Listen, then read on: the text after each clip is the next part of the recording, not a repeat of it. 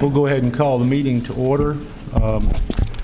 I've asked Ms. Cook to share an invocation with us. Let us stand. Let us pray. Whoop.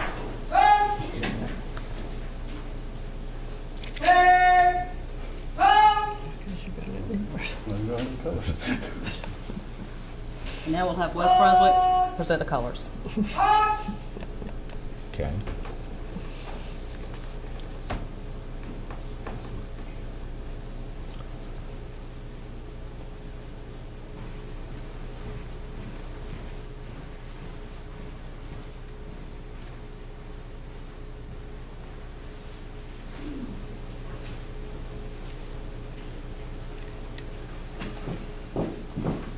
Belly good. Halt!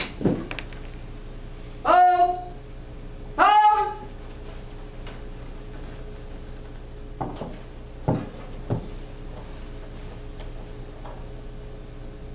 Ready! Run! Censor! Face! Present! Pose!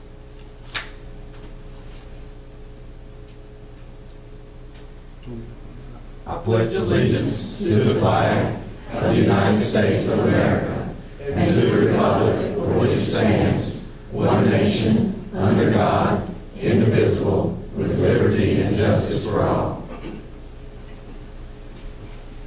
Hey! Pose! About face! On! March!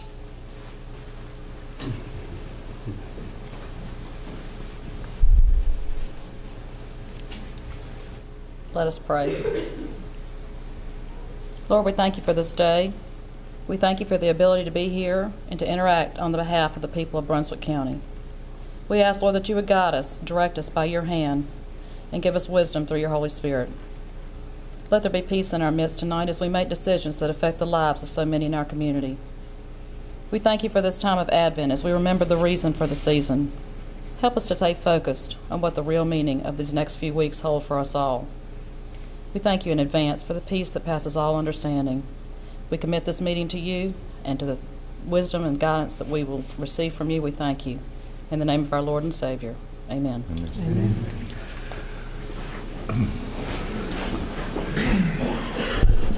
Board members, before we administer the oath of office, there's one little bit of homework we need to do. On our action agenda, we have Mr. Tubbs' contract approval. I'd like to move that to right now so that when he's sworn in, he is official and can transact the reorganization of the board.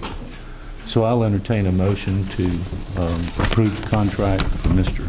Tubbs. Mr. Chairman, I make a motion to move interim superintendent's contract up to the agenda now for presentation. I'll second. Okay, we have a motion to reallocate the item on the agenda. Okay, all in favor of the motion say aye. Aye. Any opposed? Okay, so now we need a motion to approve the contract. We have a motion from Mr. Miller. Do we have a second? Second. Second by Ms. Babson. Any discussion? If not, all in favor of the motion to approve the contract for Mr. Tubb for interim superintendent say aye. Aye. Any opposed? Unanimous. We will now do the administration of the oath of office.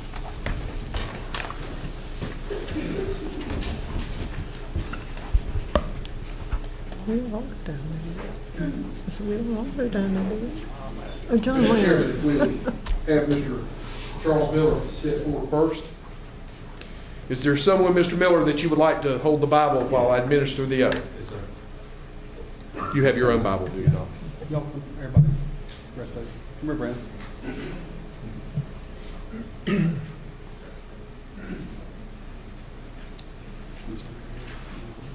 Stand here. Come over here. You stand here. Well, I can't take the picture of the Bible if you do that. Place your left hand upon the Bible and raise your right, Mr. Miller. Do you, Charles Miller, solemnly swear that you will support and maintain the Constitution of the United States and the Constitution and laws of the state of North Carolina not inconsistent therewith, and that you will faithfully discharge the duties of your office as a member of the Brunswick County Board of Education? What say you, sir? I do. Mr. Chairman, parents, students, friends and guests, faculty and staff, I present to you the duly elected member of the Brunswick County Board of Education and the newest elected member, Mr. Charles Miller, and his family. Thank you, Judge.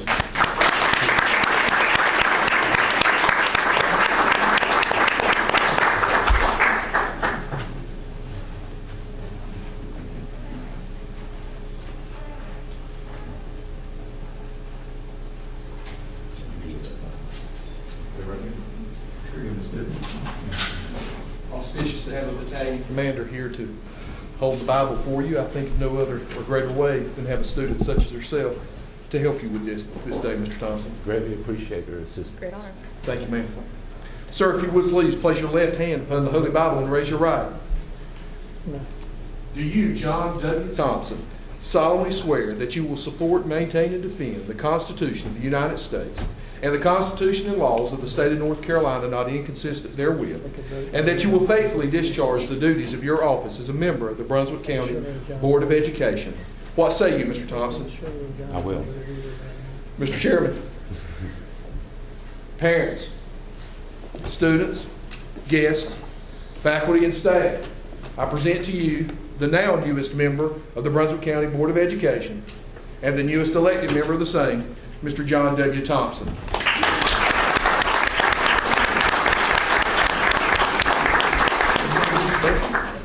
Oh, that's not even good.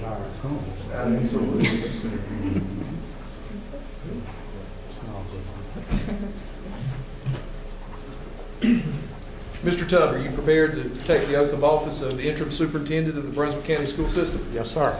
Place your left hand upon the Bible and raise your right. Do you, Leslie K. Tubb, solemnly swear that you will support, maintain, and defend the Constitution of the United States and the Constitution and laws of the state of North Carolina not inconsistent therein, and that you will faithfully discharge the duties of your office of the interim superintendent of the Brunswick County School Board and Board of Education? I do. Thank you, Judge. Mr. Chairman, members of the board, parents, students, and guests, faculty, and administration, I now present to you Mr. Leslie K. Tubb, interim superintendent of the Brunswick County Board of Education and the Brunswick County School System. Mr. Tubb.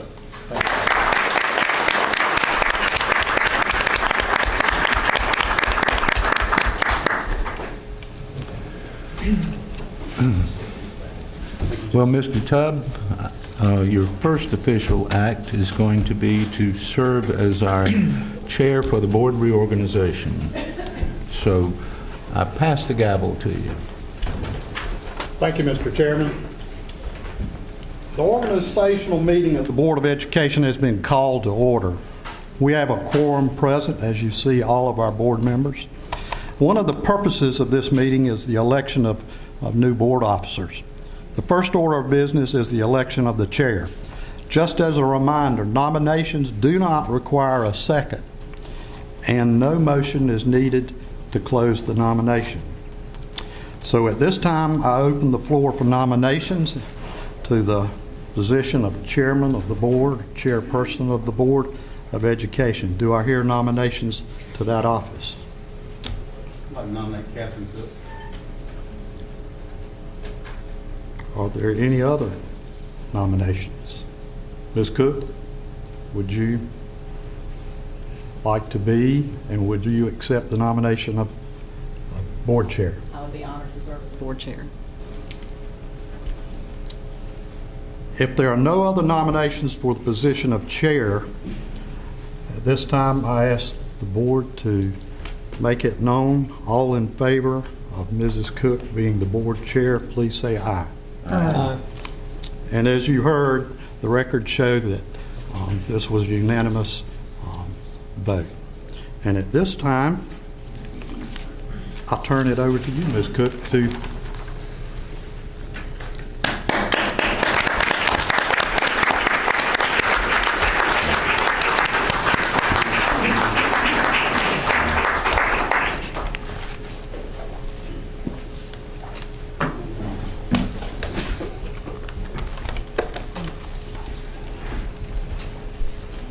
thank you. I'd like to thank all the board members for their support and look forward to a fulfilling year. The next order of business is to elect a vice chair. Do I hear any nominations for the office of vice chair? Madam Chair, I'd like to nominate Mr. Olaf Bud Thorson as our vice chair. Mr. Thorson, would you be willing to Madam accept Chair, this I would be willing to nomination? accept the nomination, yes. All right. Are there any other nominations for board chair? I'd nominate Ms. Patterson. Ms. Babson, would you be willing to accept the nomination? Yes, I will. All right. Are there any other nominations for board vice chair? If there are no other nominations, then we'll call for a voice vote. All in favor of Mr. Thorson, vote by saying aye. Aye. Any opposed? Opposed? No? No.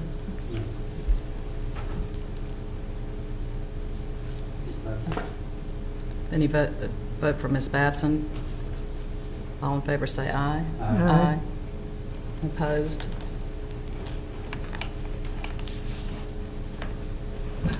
Ms. Babson, the vice chair. Thank you.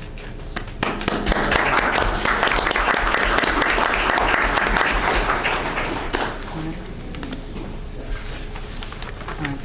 And the vote for that was 3 in favor and 2 nays. They voted nothing All right. If we could, why don't we take a 5-minute recess, and then we'll return to the meeting. Call the meeting back to order now. The next item on the agenda is board salutes, and we'll all come down and share those with you. I talked to the meeting, and one of the questions was how do we work with parents? Well, we work with students and then we do work with parents. And how we do that is what we're about. I look forward to the challenges that we have that will face us through the end of this year. However, I don't see any challenge that will be insurmountable. I look forward to parents talking to me, talking to our principals, talking to our board.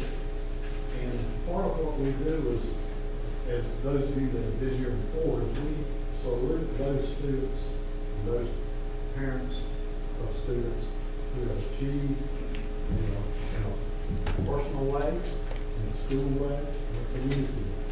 And so that's what we're going to do tonight. Is we have a number of salutes here.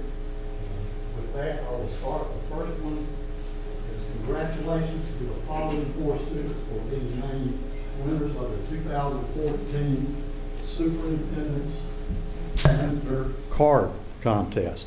The first one in the K2 contest is Thomas Clay Wilkins, a 2nd grader from Bolivia Elementary School.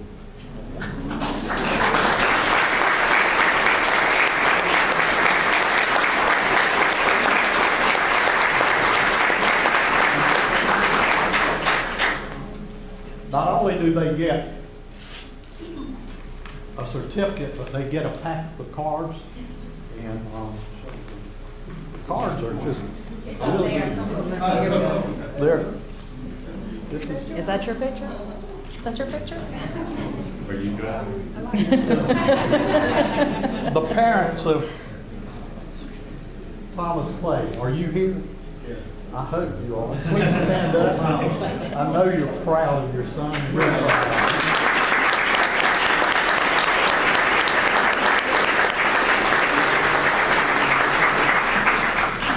As Noah Klein here, he's the art teacher. This is Noah, who has helped work with this. Mrs. Owens is the school principal at Bolivia. And let's give this group around as soon as Mrs. Owens gets here. I'm good. I'm good. As long as she says I'm. As long as she says I'm. Oh.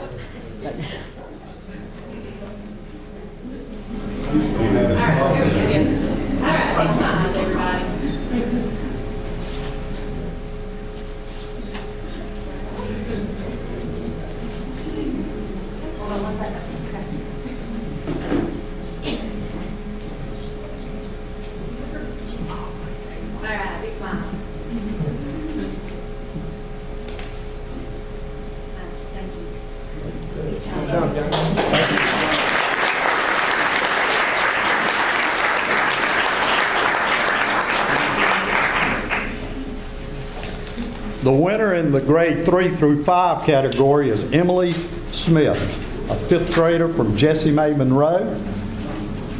Emily.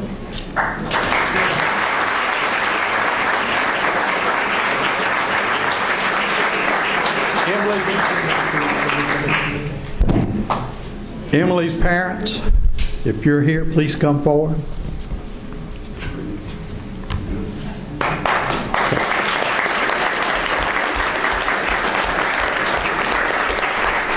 Is Teresa Ryder here?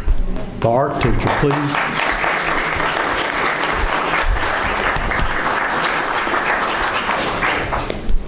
And Mrs. Otto, the principal.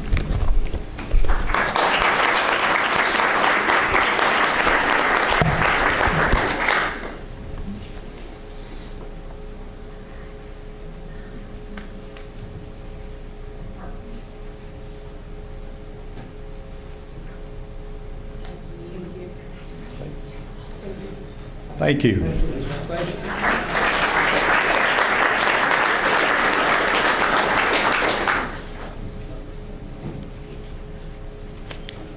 In grades 6 through 8, the student that won was Gracie Toad. Tower. Excuse me, Gracie.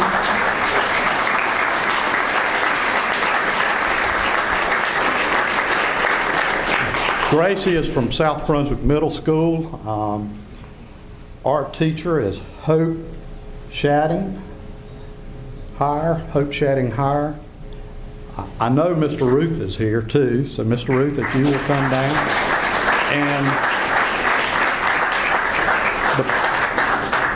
And least but not last, or last but not least, the parents. Congratulations.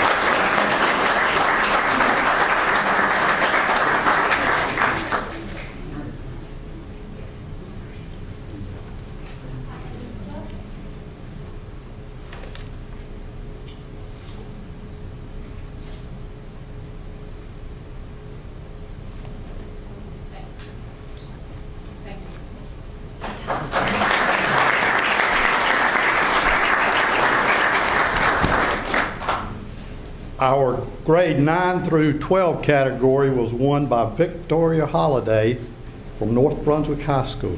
Victoria?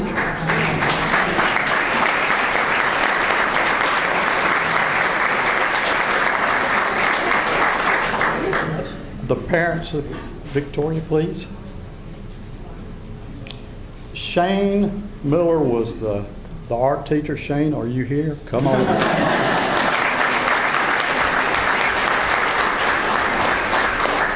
And Ms. Grady is the principal at North.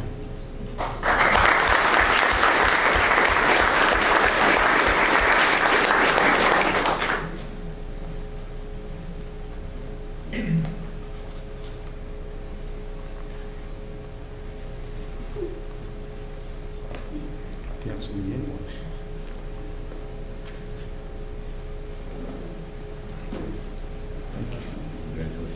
Congratulations.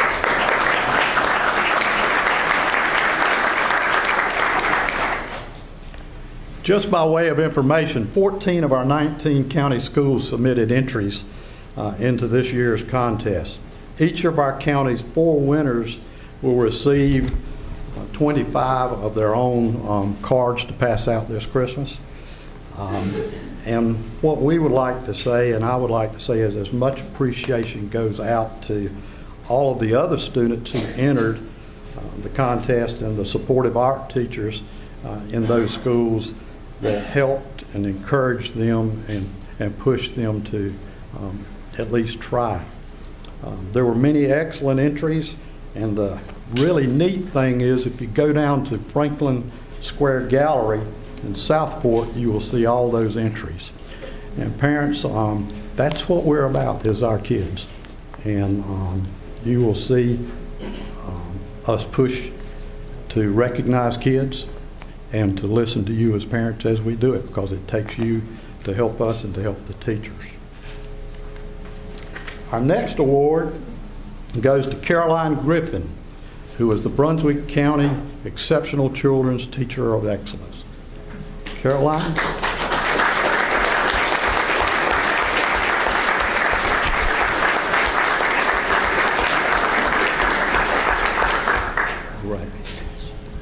Ms. Griffin's contributions and dedication to the students she serves has exceeded even the highest expectations. She is a reflective practitioner that never fails to give everything she has for the betterment of her students. Ms. Griffin is frequently the first in and last out and never ceases to pay special attention to every important detail. Ms. Griffin plans and reflects using relevant data to drive programming for her students. In addition, she's a team player that collaborates with teachers, parents, and administrators to ensure that all students' needs are being met. Ms. Griffin is a true leader in the Exceptional Children's Program. She frequently seeks and participates in professional development opportunities above and beyond what is required of her in her everyday duties. Ms. Griffin independently seeks administrative support for additional reflection continued with her personal growth. Not only does Ms. Griffin work very hard to continuously improve her practices, but she provides training and support for other teachers and special education members in her school and in the county. Among Ms. Griffin's many strengths is her profound love for children and her passion for education. Ms. Griffin, congratulations on being named the Brunswick County Exceptional Children's Teacher of Excellence.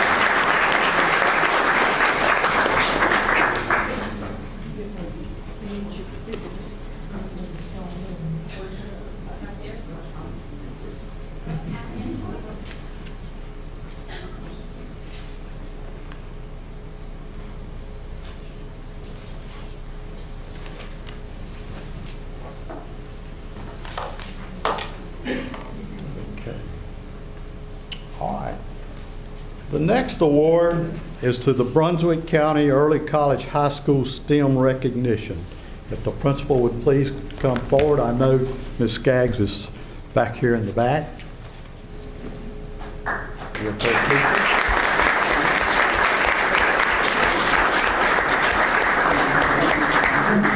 And this is Clara McLaughlin that's with her. As I read the words that are prepared here, would like for each of you to understand that STEM is something, it's a new way of doing things in our schools, dealing with science, technology, engineering, and math. And this is a prestigious award for the early college. On Thursday, November the 6th, 2014, Brunswick County Early College High School was one of only 5 high schools in North Carolina to be recognized by the State Board of Education as an official state STEM school. STEM also stands for science, technology, engineering, and mathematics. Also, it stands for strategies that engages minds. And that's what our early college and many of our other schools try to do. Our early college underwent a rigorous application process that focused on an integrated science, technology, engineering, and math curriculum aligned with the state, with national, international, and industry standards. Our ongoing community and industry engagement and our connections with the post-secondary education were involved. The STEM recognition program was developed by North Carolina Department of Public Instruction in partnership with representatives from schools, businesses, industry, and post-secondary institutions as a way to identify and recognize exemplary STEM schools and STEM programs. The application process rubric is built around Department of Public Instruction STEM attributes. And these attributes describe characteristics of a high-quality STEM school. Achievement. Schools were either recognized as meeting the model level of achievement or the prepared level of achievement. Regardless of the status, all of the schools exemplify outstanding leadership and learning, which empowers keen creative thinking, reasoning, and teamwork, the underpinnings of the 21st century skills. Congratulations to the Brunswick County Early College High School for meeting the prepared level of achievement. Congratulations also to the early college for being recognized by the state as having 100% graduation rate for 2 consecutive years. We're really, really proud of the work that you do for our students.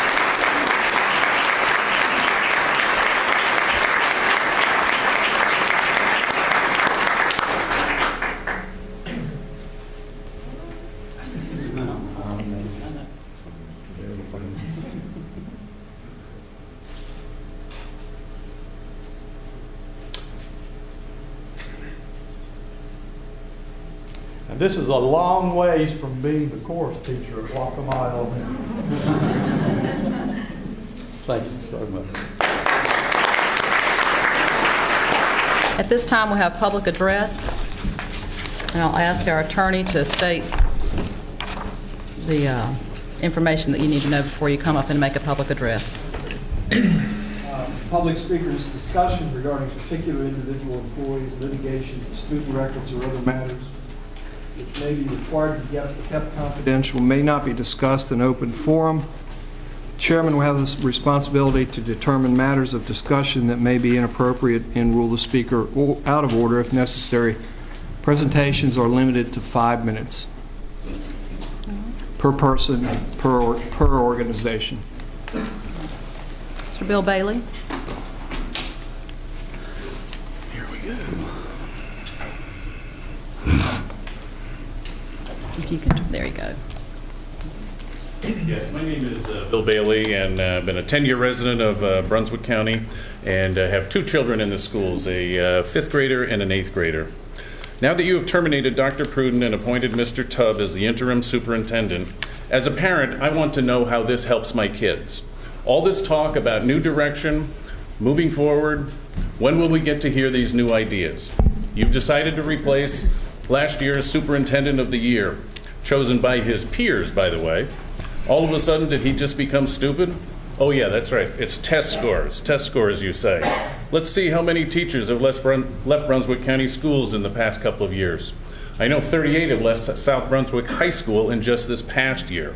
As parents, we were routinely informed by Dr. Pruden, his staff, the principals, as well as the teachers, how the test scores would drop as Common Core testing principles were instituted.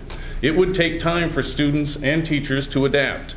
We were told to expect a 30 to 40% reduction in test scores.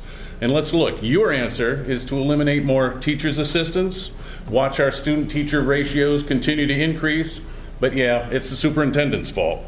Dr. Pruden understood the difficulties. He knew that reading skills of our students had to be addressed. Reading specialists to help train teachers and teachers' assistants takes time. And incidentally, our test scores were better than our educators actually predicted. Ms. Babson, Ms. Cook, Mr. Miller, any of you get into our schools lately? Why not spend an hour or 2 each week helping 1st and 2nd graders learn how to read? Okay, see how difficult the teachers' jobs really are. Reading instruction, especially with kids that are struggling, requires small group settings. Reducing the teachers' assistants available has put more pressure on our teachers. Additional tutors, more parent volunteers are a must. I've been a volunteer tutor for the past 5 years, and I know the effect that diminished reading skills has on all learning. It affects every subject, including math and science, and it's distressing to see the kids struggle. But the teachers need help.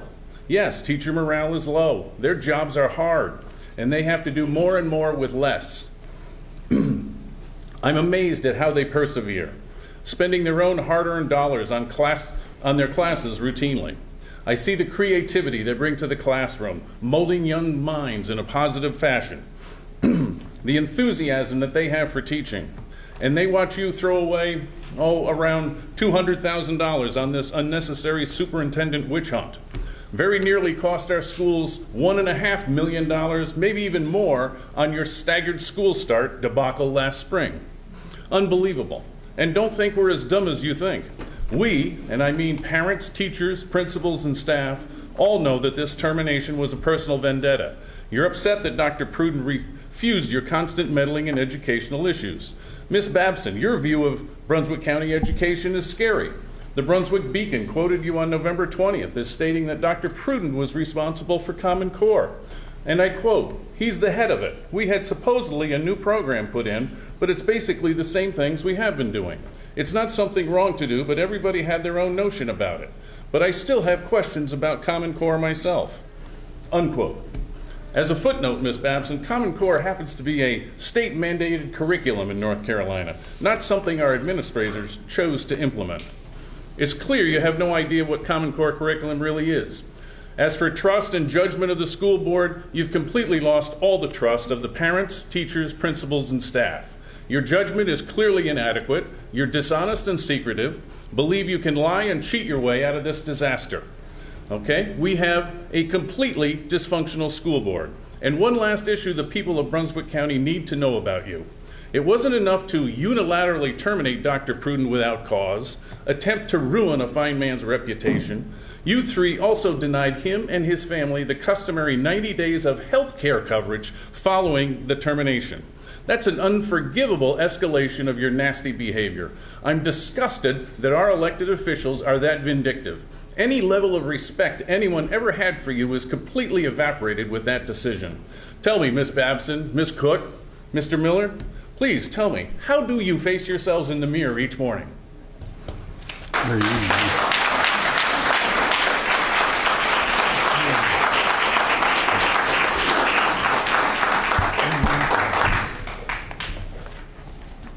Thank you, Mr. Bailey. Mr. Fred Almond.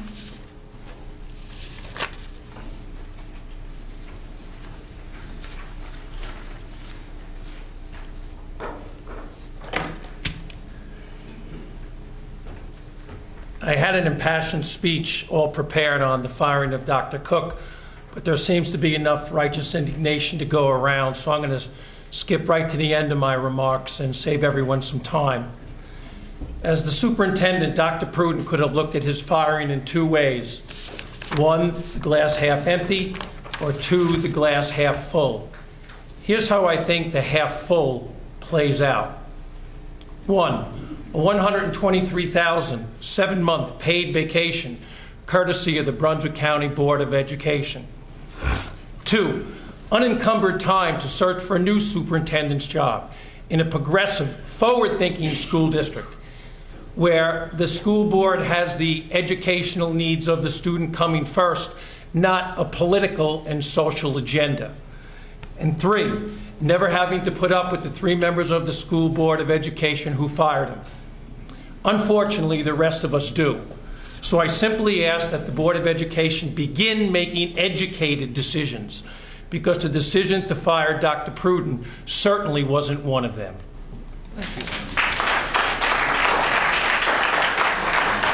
Thank you, Mr. Almond.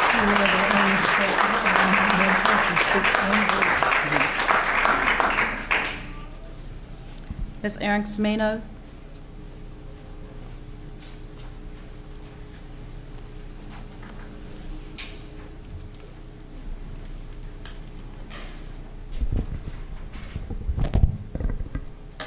Good evening. My name is Erin Semino. I'm the Parent Advisory Council President for Brunswick County, but more importantly, I'm the mother of a 2nd grader at Lincoln Elementary. Since you announced your decision to terminate Dr. Pruden's contract, I've had many people reach out to me in many ways, either by phone, email, or approaching me in public to voice their concerns. There's a common thread among all of their messages. They don't trust the board. Despite what your intentions were in the termination of Dr. Pruden's contract, the public perception is that it was personal, self-serving, and unnecessary. Parents believe the board is dysfunctional and that too much focus is put on micromanagement, public image, personal agendas, standing monuments, and a legacy to your job well done. Among teachers, there's confusion, fear, and frustration.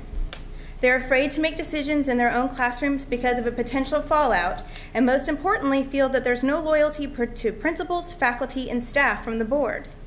It's no coincidence that so many teachers have left recently, and in the wake of this decision, I'm gravely concerned that more will leave. Between the state and the county, teachers are made to feel that they are of very little value. Any good teacher knows how to make the best decisions for their students. Any good teacher knows the value of their work. And any good teacher will not stay in a place where they are undermined and feel like they have to look over their shoulder constantly. I'm afraid the quality principals and teachers we have will leave. I'm afraid of a mass exodus. Why would they stay when the message put forth is comply or be terminated? How will you make them stay? How will you recruit the best teachers to our rapidly growing county? How will you find the best superintendent available when you showed no loyalty to the one you had? Your actions are not reflecting well on Brunswick County.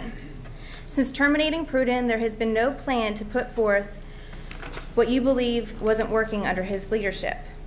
I read that some of you think he rolled out Common Core too quickly. Okay. What was the problem?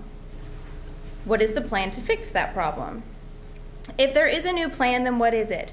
And if there isn't a new plan, and we're finishing the year with Dr. Pruden's plan, wouldn't he have been the best person to see that through?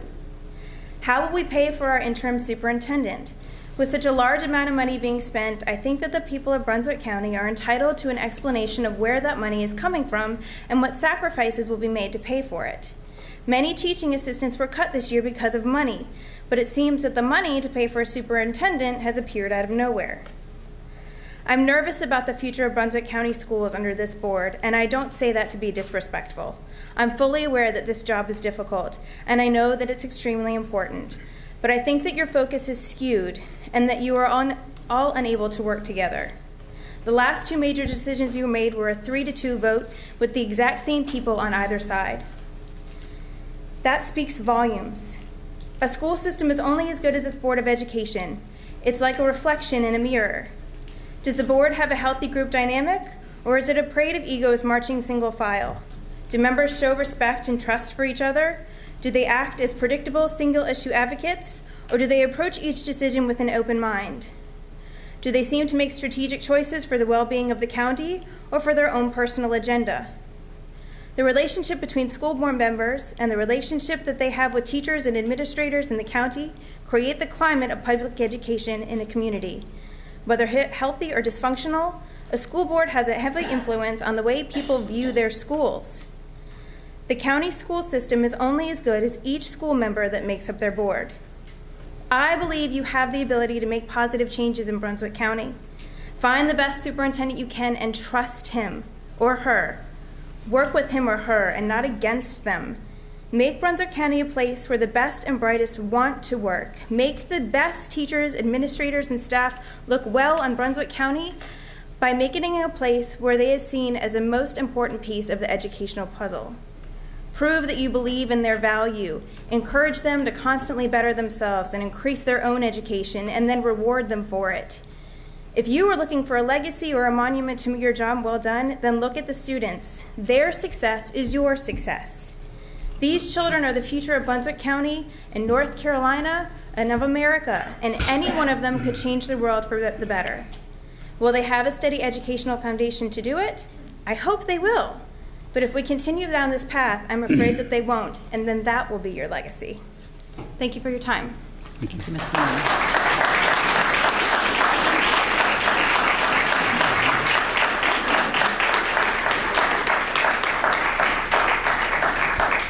Mr. Bernice Hewitt. I didn't see him. Is he not here? Okay. All right. Mr. Charles Warren.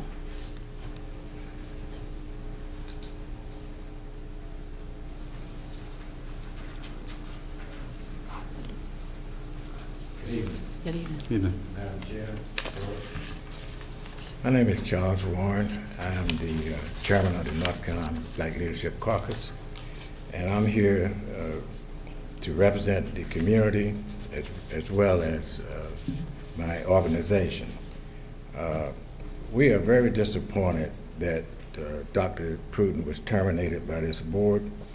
The amount of money that's going to be wasted to replace him for the next 6 months is the taxpayer dollars, and the board is wasting the taxpayer dollars, which they could also have paid teachers, giving them a raise, or they could have basically recruited or included the teachers' assistants to make sure that they would have their positions. So because of the board actions to waste taxpayer dollars, I'm going to basically work with the community to see if we can encourage the county commissioners to reduce the amount of money that they give you each budget year. I think you get 36.5%.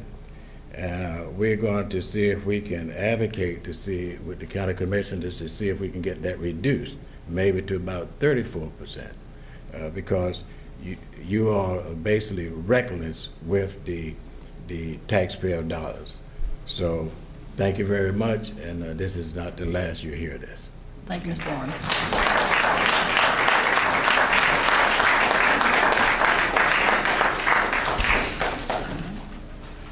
Next item on the agenda are presentations.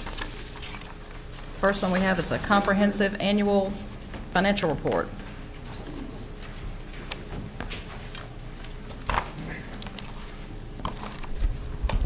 Good evening. Good evening. My name is Adam Sapurik. I'm with Anderson Smith White, your independent auditing firm, and I'm here to present to you the comprehensive annual report for the fiscal year ended June 30, 2014. In front of you, you should each have a bound copy of the financial statements, and in the front cover of those financial statements will be two letters. There's a two-page letter and a one-page letter. The first one is the two-page letter that I'll go over. This is our letter that we address to you. As the independent auditors, we're hired by the Board of Education to conduct the audit of the financial statements, management's internal controls, and compliance. We address this letter to you in case there is anything during the audit that we come across that doesn't fit in the context of our opinion letters or the financial statements or a recommendation of management. We would put it in a letter of this form, letting you know if there was any disagreements with management, if we found any misstatements that were not corrected, if we had noted that management sought a different opinion from another accounting firm, and also to let you know that management signed a representation letter dated the same date as the financial statement. So luckily there was none of those items within this letter. We had no issues or no problems conducting the audit that we feel we need to address in this letter. This all states that there were clean, no issues, no other items to note while conducting that audit. So that letter again is addressed to you guys. The next letter is what we like to call a management letter. This is an item that maybe we found during our audit that we think we note an item where controls could be increased or processes could be improved upon. We put an item in here, again, just for management's purposes, also to present to you our recommendation. And we had one item that we noted that we wanted to, again, document in a management letter. And we've discussed this item with management, and already this item's been rectified. So if you have any questions on either of these letters, you can ask them now, or we can move on to the actual financial statements. All right. All right. In front of you is, again, a bound copy of your comprehensive annual financial report, and that includes our financial statements along with a statistical section that gives you some graphs and statistics on some demographic data and data on the financial statements. But I would have you turn to actually page 1. Through the first section, the Roman numeral number pages, if you would turn to page 1, this is really where our audit report begins, and this first page is the most important page in the financial statements. This is our opinion letter, and at the bottom of page 1, it states that in our opinion, the financial statements referred to above present fairly in all material respects the financial position and the activities, governmental and business, for Brunswick County Board of Education. This is essentially a clean, unmodified opinion letter that states that the financial statements that are presented here are materially accurate. So, I wanted to point out a few things within these financial statements. If you would turn to page 12, this is Exhibit 3. This, to me, Exhibit 3 and 4 are the most important exhibits in the financial statements. They represent a balance sheet and income statement for your governmental funds on a fund-by-fund basis. Each fund gets a separate column. Most important column is your general fund. I wanted to point out your fund balance as of June 30, 2014 was $11.9 million in your general fund. Let me ask you a question. Yes, certainly. You said page 12, is that of the financial section? Or? Yes, ma'am. If you flip through the first section of the financial statements through the Roman numerals and into the actual page numbers, on page 12 is the balance sheet for your governmental funds. This shows the assets and liabilities and fund balance for all your governmental funds. The first column is your general fund, and again, that fund balance number as of June 30, 2014 was $11.9 million. Of that $11.9 million, you have some non-spendable and restricted items, and also some assigned fund balance. The assigned fund balance of $2.5 million is fund balance that you've designated to spend in the 2014-15 fiscal year. And that leaves $8.5 million as unassigned, available to be spent or available to be appropriated. And it's my understanding that already of that $8.5 million, there's also already been an additional $3 million allocated on top of the $2.5. So, as of June 30, 2014, your unassigned fund balance is $8.5 million. But again, I think that number's already decreased by $3 million. So, excuse me, is that the money we're spending on the additions to the bonus? It's on the bonus? Okay. $2.5 million and then $900,000 for modulars at the. Okay. And then again, your other funds are here. But again, the most important fund there, your general fund, it's a majority of your assets for spendable purposes. The next exhibit is Exhibit 4. This is essentially your income statement. It's on page 13, right behind Exhibit 3. Again, it's the income statement for those same governmental funds. On top you have revenues, followed by your expenses. And it shows, again, the first column, your general fund, $33.8 million of revenue, $34.4 million of expenditures, for a decrease in fund balance of about $560,000 for the year. So fund balance at the beginning of the year was $12.4 million, and it's now $11.9 million. And then also you see your state and federal funding there, $64 million state, $7 million federal funds, restricted revenue and capital outlay, and individual schools. Those are all your governmental funds. All right. If you would also now turn to page 19. You've got governmental funds, general, state, federal, and you also have your business type funds. Your business type fund is just your school food service fund. It's in the business to make a profit, sell services, sell goods. Exhibit 7, page 19, that's your balance sheet for your school food service fund. And I'll point out at the bottom of that page, your net position, total net position for the school food service fund as of June 30, 2014 is about $2.3 million. So that's essentially, that's like the fund balance in your school food service fund. And you'll see on the next page, Exhibit 8, page 20, that income statement for that same fund. And at the bottom of that page, the change in net position, essentially your net loss as it was this year, was $488,000. And that compares to a net income last year of $27,000. So, are there any questions on those exhibits? Again, those are your balance sheet and income statement by fund. The rest of the statement shows that same information on a budget versus actual comparison. But if you don't have any questions on those statements,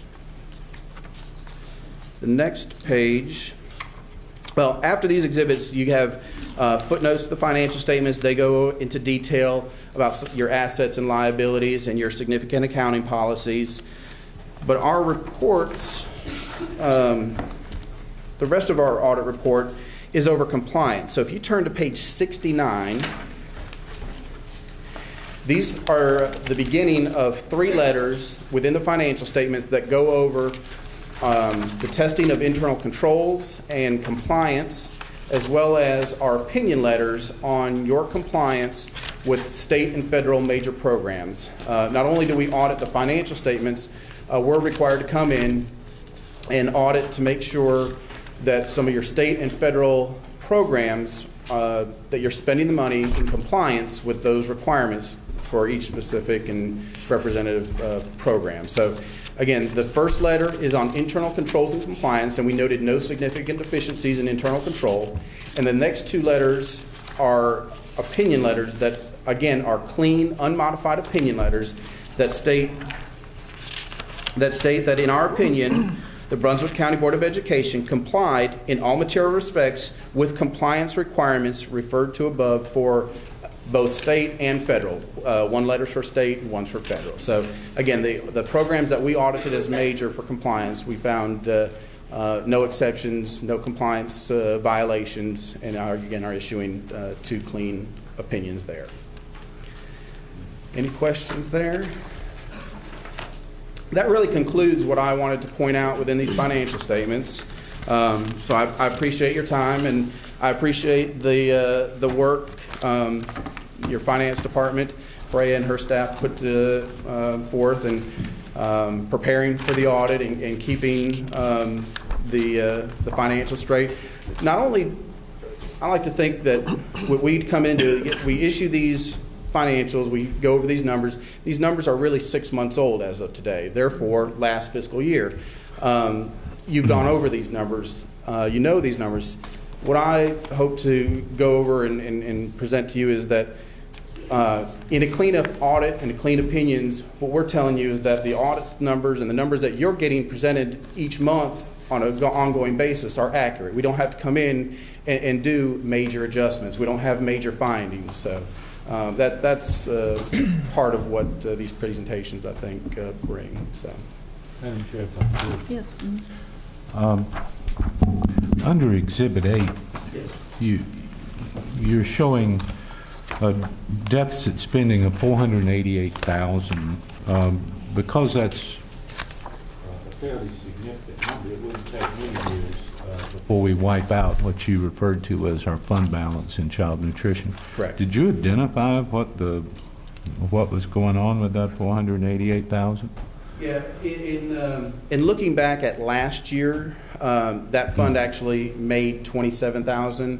So to then lose $488,000 this year is a significant swing, a $500,000 additional loss in the current year. And that, when you compare this schedule to last year side by side, it's pretty much all in the cost of food. Up at the top, the food cost line, purchase of food, this year $2.7 million. Last year was just under $2.2 million. So there was a significant increase, $500,000 in cost of food this year over last year. Well, we've actually been trying to improve our menu, but I'm not sure it's sustainable to spend that kind of money in deficit each year. So that is something that we need to flag and discuss. And that was in talking to the child nutrition director, that again talking about these numbers and the changes from the prior year. Those items were noted. Increase in cost of chicken, going to what she called a full muscle chicken. Other cost. There's obviously fresh vegetables, I believe. Fresh vegetables. The federal government requires that we do most of this. That's the reason most of it. But now those requirements have been in place now. This isn't the first year, so we've seen increasing food cost over the last 2 years now at most districts. This is a significant increase in food cost. Everywhere we're going, we're seeing, and our firm, we do 38 school districts, so we see a wide variety of school systems, including child nutrition funds, and a lot of them that are struggling to make money are having difficulties in the cost of food. It has hurt the last 2 years implementing these federal guidelines, these nutrition requirements, the increase in quality of food. It's my understanding that some of the implementation of that food cost is above and beyond some of the healthy foods initiatives, again, like the full muscle chicken that she said. And I think another one of the programs that was implemented this year in the child nutrition was getting milk in plastic cartons instead of the cardboard. And I think that's actually going to be reversed in the current fiscal year going back to, because I think it ended up being an increase of cost of almost $80,000 to $90,000. So, gracious. That was, again, we spent a lot of time in the child nutrition department looking at those numbers and trying to get an idea of that food cost increase. And when you look across districts, it was definitely a significant increase this year, more so than other districts. Well, I just think that as a board, we do need to look into it and make that decision whether to move forward or spending like that or to try to balance our budget. We may have to compromise on some of those expensive food items. It'll be interesting for us next year, because you're implementing a new program, is my understanding, for increase in free meals, higher funding from federal government. So I don't know if that increase in funding is going to cover that additional food cost yet. I mean, I'll know that in 6 months. You guys would know that now.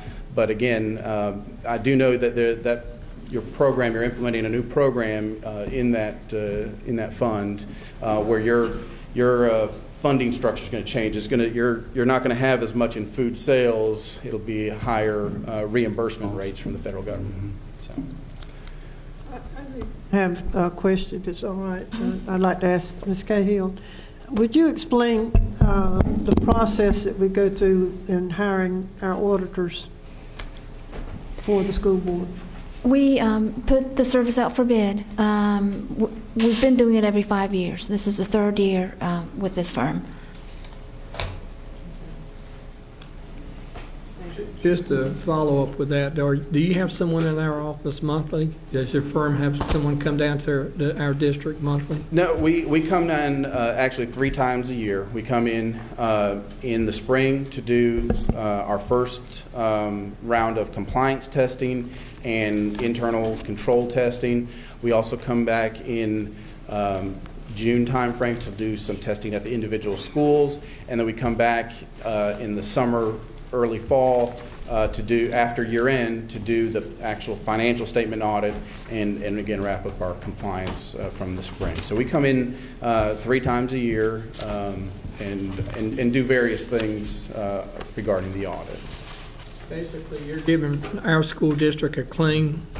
That's right, yes. For both the financial statements and compliance, all 3 of those opinion letters are what we call clean, unmodified opinion letters. Not that it may not matter to some, but the other 38, 37 school districts, do you have the same with them, or do you? Not that you have to name any. I won't name any. Most of our opinion letters are clean, unmodified opinion letters. Then there's a degree of the actual number of findings that we might document. You can have a clean audit opinion and still have 10 compliance violations. It's when you get into various violations that we consider material weaknesses. You can even have a clean, unmodified opinion with material weaknesses, but we're saying it, but they're documented in the financial statements. You don't have any of those material weaknesses. You don't have any of those compliance violations. So the clean, unmodified opinion just says that what's in these financial statements is accurate. There's also then a process in areas that we would document various violations or material weaknesses.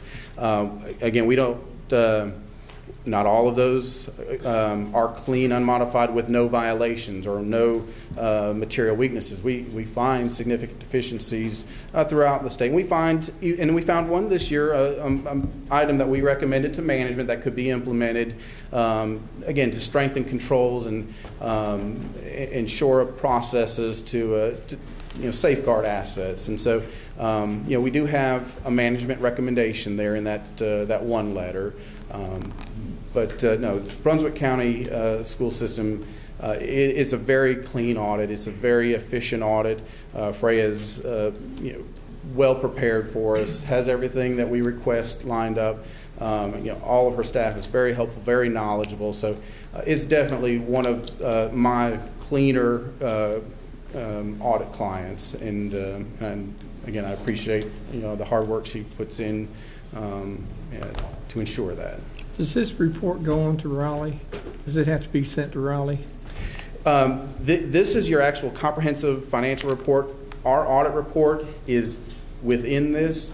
This includes that statistical section I was telling you about. It has some charts and graphs that aren't really part of our official financial statements. The official ones have already been sent up to LGC and approved.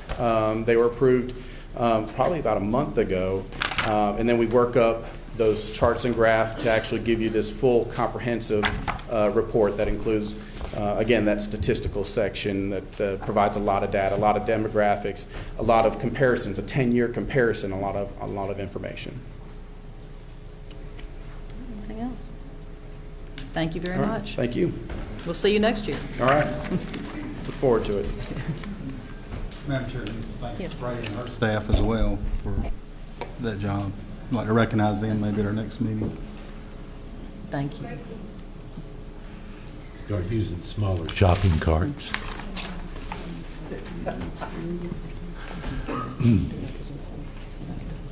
The next item is the STEM Council, and here they come.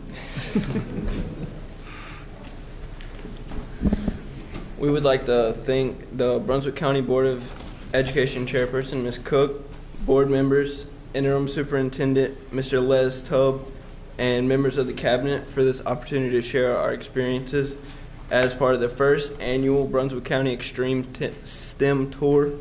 My name is Logan Turner, and I'm a senior at Early College High School. The Brunswick County Extreme STEM Tour exists because of the Brunswick County STEM Council, which is a partnership between STEM industry and STEM education leaders. The purpose of the STEM Council is to identify the needs of STEM industries and to determine how we, as a community, can prepare our students to meet the needs of STEM industries and institutions. As a part of the Brunswick County Extreme STEM Tour, every 8th grade student in Brunswick County schools toured 1 or 2 local STEM industries, participated in a lunch and learn with a different STEM industry, and admissions talk from Brunswick Community College, and even some got to tour the BCC campus. Businesses included in the tour were Archer Daniels Midland, Atlantic Telephone Membership Corporation, Brunswick County Cooperative Extension, Brunswick County Health Department, Brunswick County Sheriff's Department, Brunswick Electric Membership Corporation, Brunswick Emergency Services, Brunswick Forest Veterinary Hospital, Cape Fear Regional Jetport, Duke Energy, Leland Fire Department, Leland Water Treatment Plant, Charlotte Police Department, Southport Police Department, Southport Fire Department, and State Employees Credit Union. Lunch and learn sessions were hosted by General Electric, Hitachi, and Novant Health.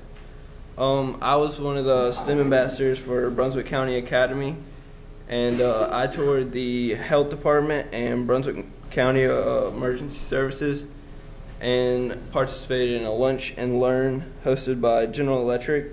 I really enjoyed my experience.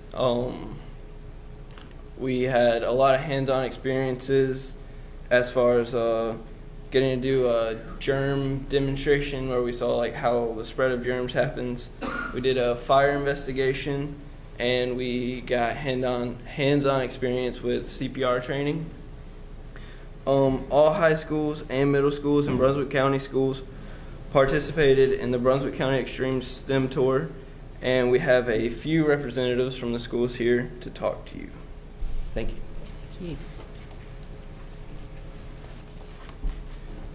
Hello, my name is Caleb Gilbert, and I'm an 8th grader at Waccamaw School. I toured Brunswick Electric on a STEM-sponsored field trip.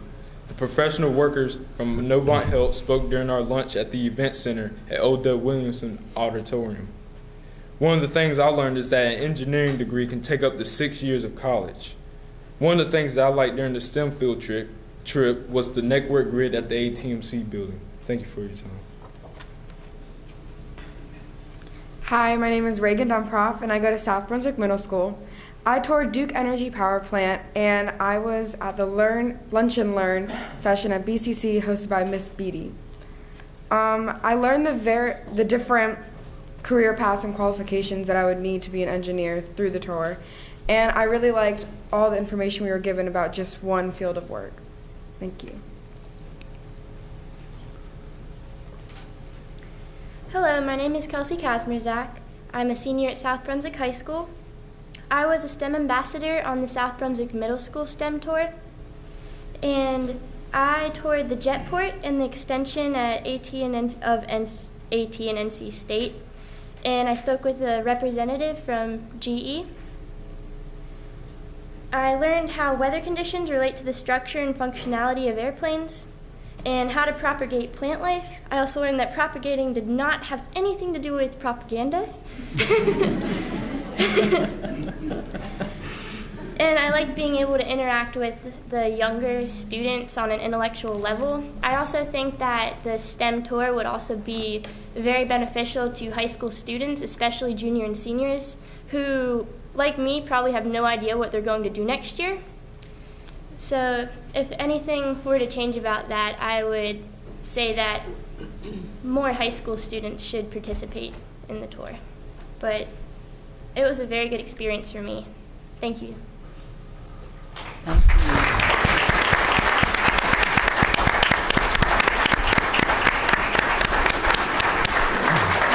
I know you wanted to say, would you like to say something? I was just going to say, did you catch the part where they said every 8th grade student participated? And I would just also like to say, because I've been active with the STEM Leadership Council, that even though it's housed at the early college and Claire leads the STEM Council, its focus is countywide for all of our schools, and many of our industry partners have participated in a number of programs at the elementary schools and at the middle schools. So I would extend an invitation to board members to attend and learn more about the STEM Leadership Council. You would be most impressed with the outpouring of support that we receive from my industry partners. And this was the first year for this experiment going around at the middle school, so I think we need to continue it.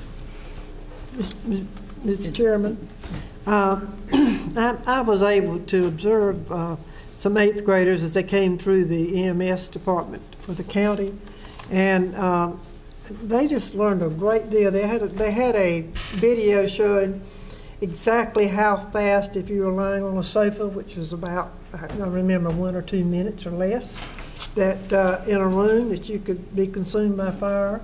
And they just took the children in there to show them exactly how a fire started, how it was put out, and a lot of the other things about it. Then they took them in, as they were talking about CPR, taught them how to work with the mannequins, and I was really impressed with that part of their tour and was glad to be a part of it. Mm-hmm. All right, thank you. And our next item is the teacher's voice. Ms. Casey Smith.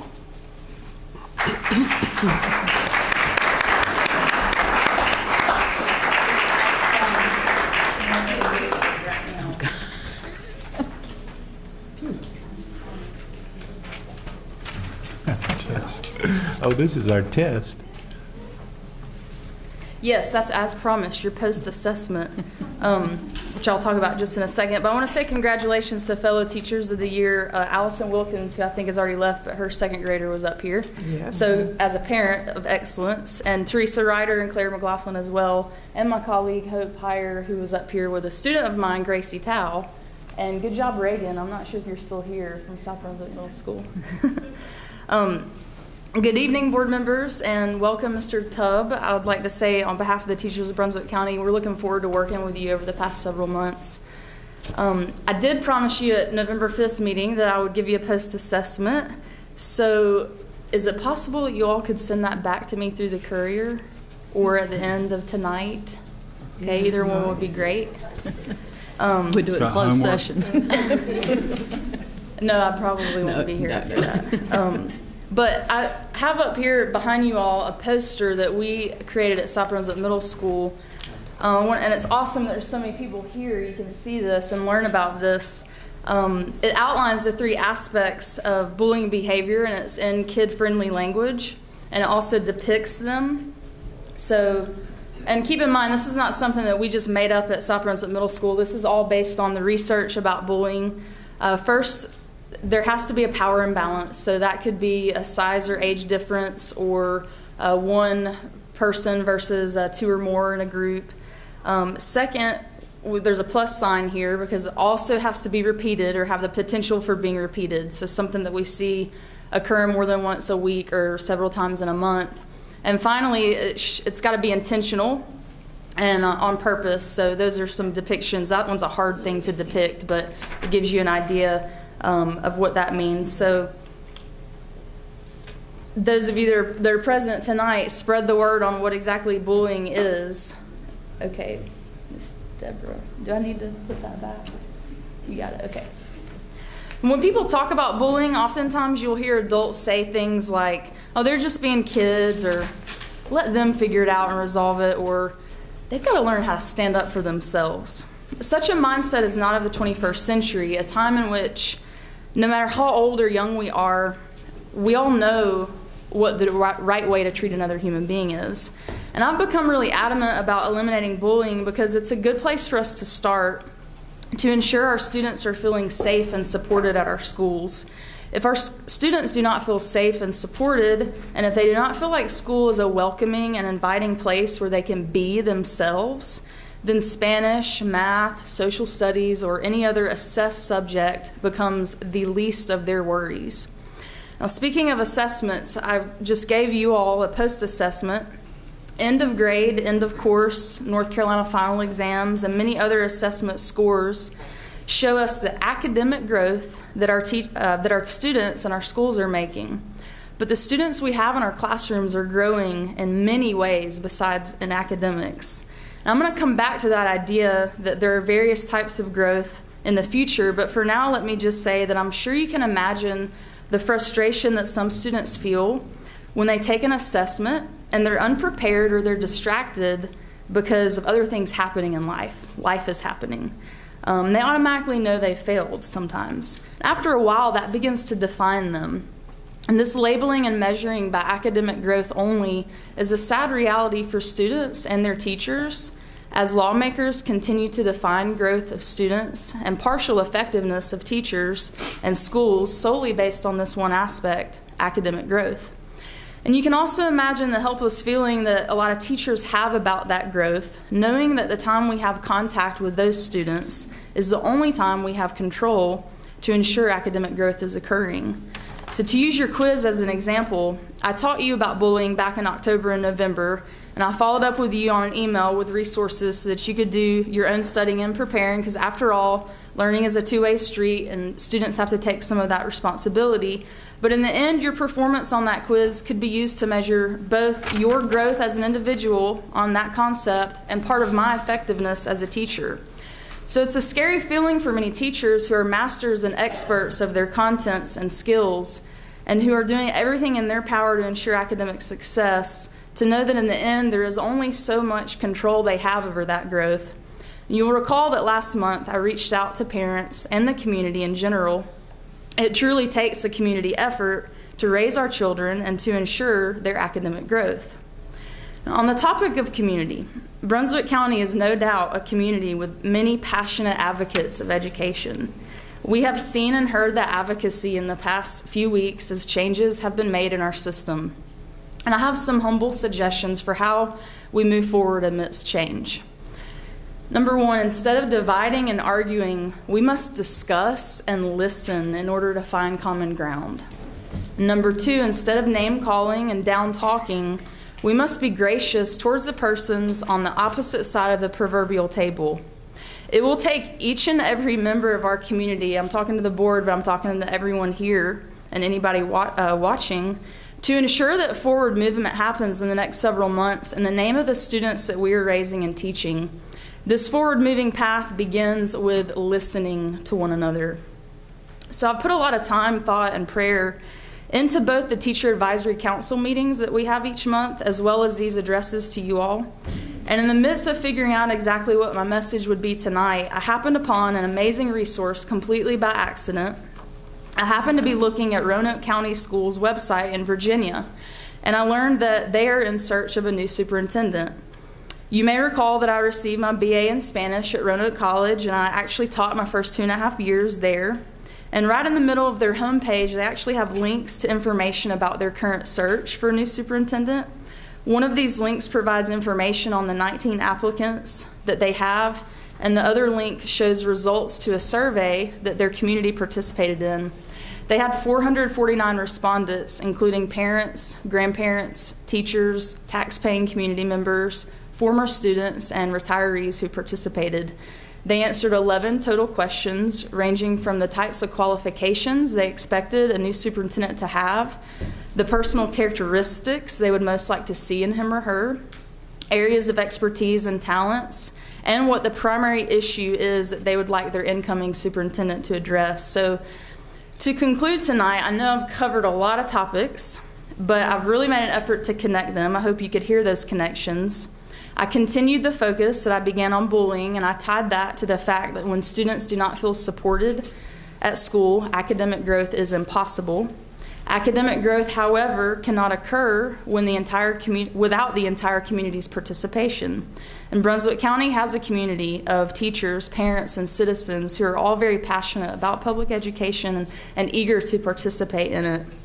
So I'm wondering, and I mentioned this to you all in an email earlier in the week, I was wondering what your thoughts are on doing something similar to the survey that Roanoke County did in your preparation for your search for a new superintendent.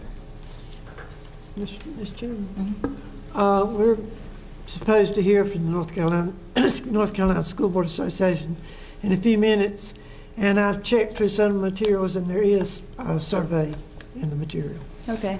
I think Allison will probably address that. She's shaking her head like she will do that. So.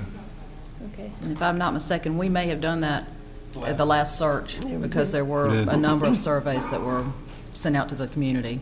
Okay. So she can affirm that or. Yeah. And I know one thing that I was just really impressed with that system is that it was on their homepage.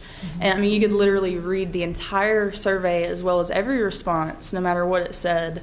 So it was available for everybody in the community to see.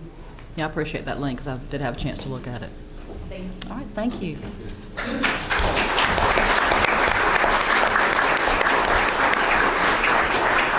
And we're happy to have our well and healing Miss Swinsky back with us. Thank you so much. I'm glad to be back with everybody tonight. And it's my pleasure tonight to bring 2 new spotlights. The first will be Brunswick County Academy, and we're going to roll right into Supply Elementary. And we do have representatives from these schools tonight who will come up after the fact and let me introduce them to you and maybe have a few words. So we're going to start tonight with Brunswick County Academy.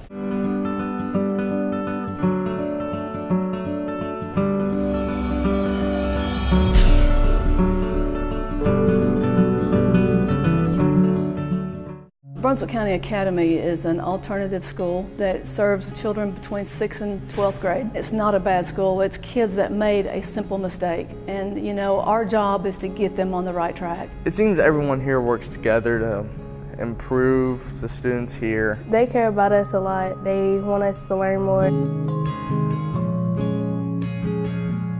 It's a safe learning environment for the students to go to school.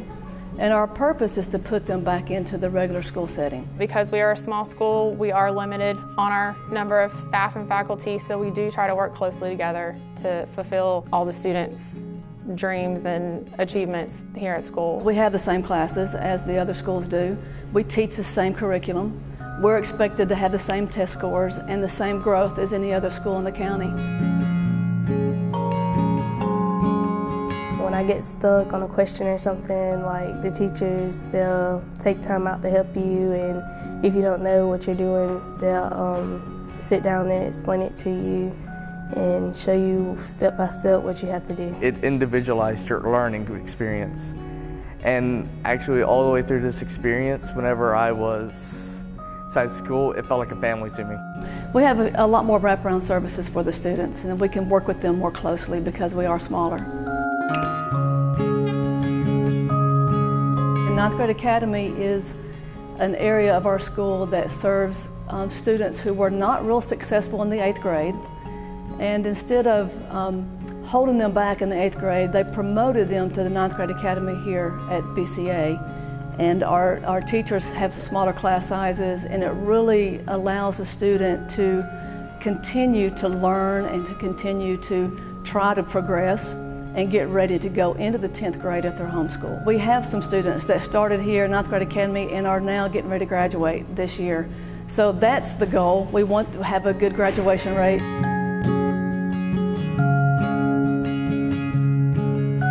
It's a fantastic school. Have wonderful teachers, great teachers. It takes a very, very special teacher to teach some of these students. It's a great place, and I really hope that in time we will change the community's perception of what the school's about. It is satisfying to me that students are using what they learned, what I taught in class, to further their careers. Right here is a second chance. And there isn't no bad kid, there's only bad decisions, and it needs a push in the right direction to really bring the best out of people.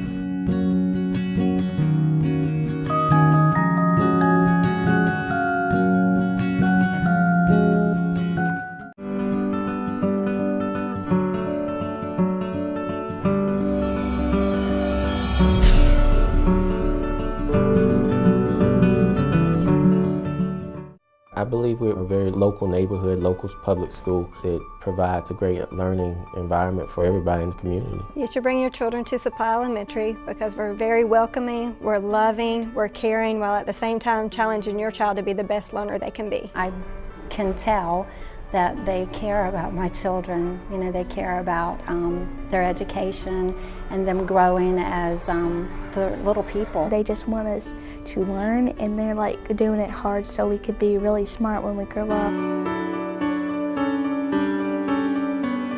Teaching kindergarten here at Supply Elementary is amazing because we're molding the future, we're producing lifelong learners, and when they have that aha moment, when they've learned something, it's just very amazing and very touching. I always love at the beginning of the year and throughout the year when teachers may go to another teacher and say, you know, look, what can I do to help with this group of kids? You know, you may have had them last year, and everybody's always willing to provide that resource and that information. I really enjoy mostly is being around the teachers and everything so they can help me when I struggle, and they just make me feel welcome here. One of the things we do promote is our STAR responsibility. STAR standing for Stop, Think, and Act Responsibly.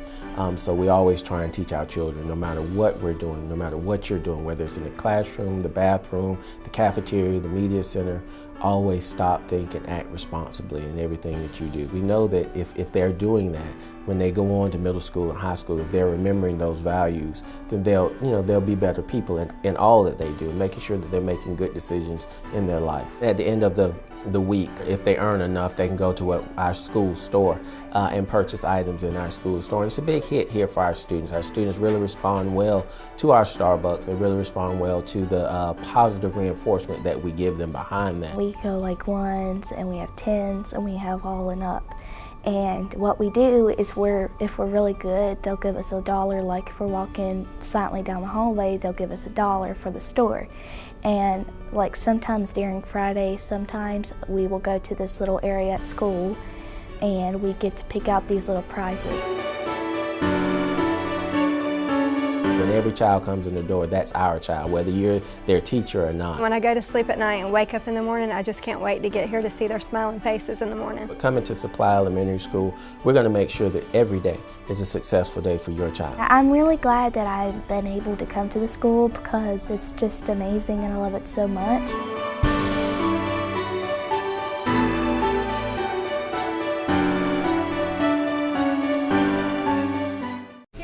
From Brunswick County Academy, we have representing Miss Hetty, who could not be here tonight due to another engagement, the Teacher of the Year for the Academy, who is Kristen Hewitt. So I'd like to invite Kristen up, and also Principal of Supply Elementary School, Mr. Askia Kirby.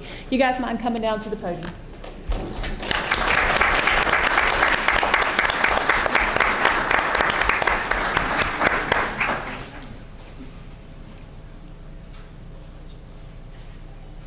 The floor is yours.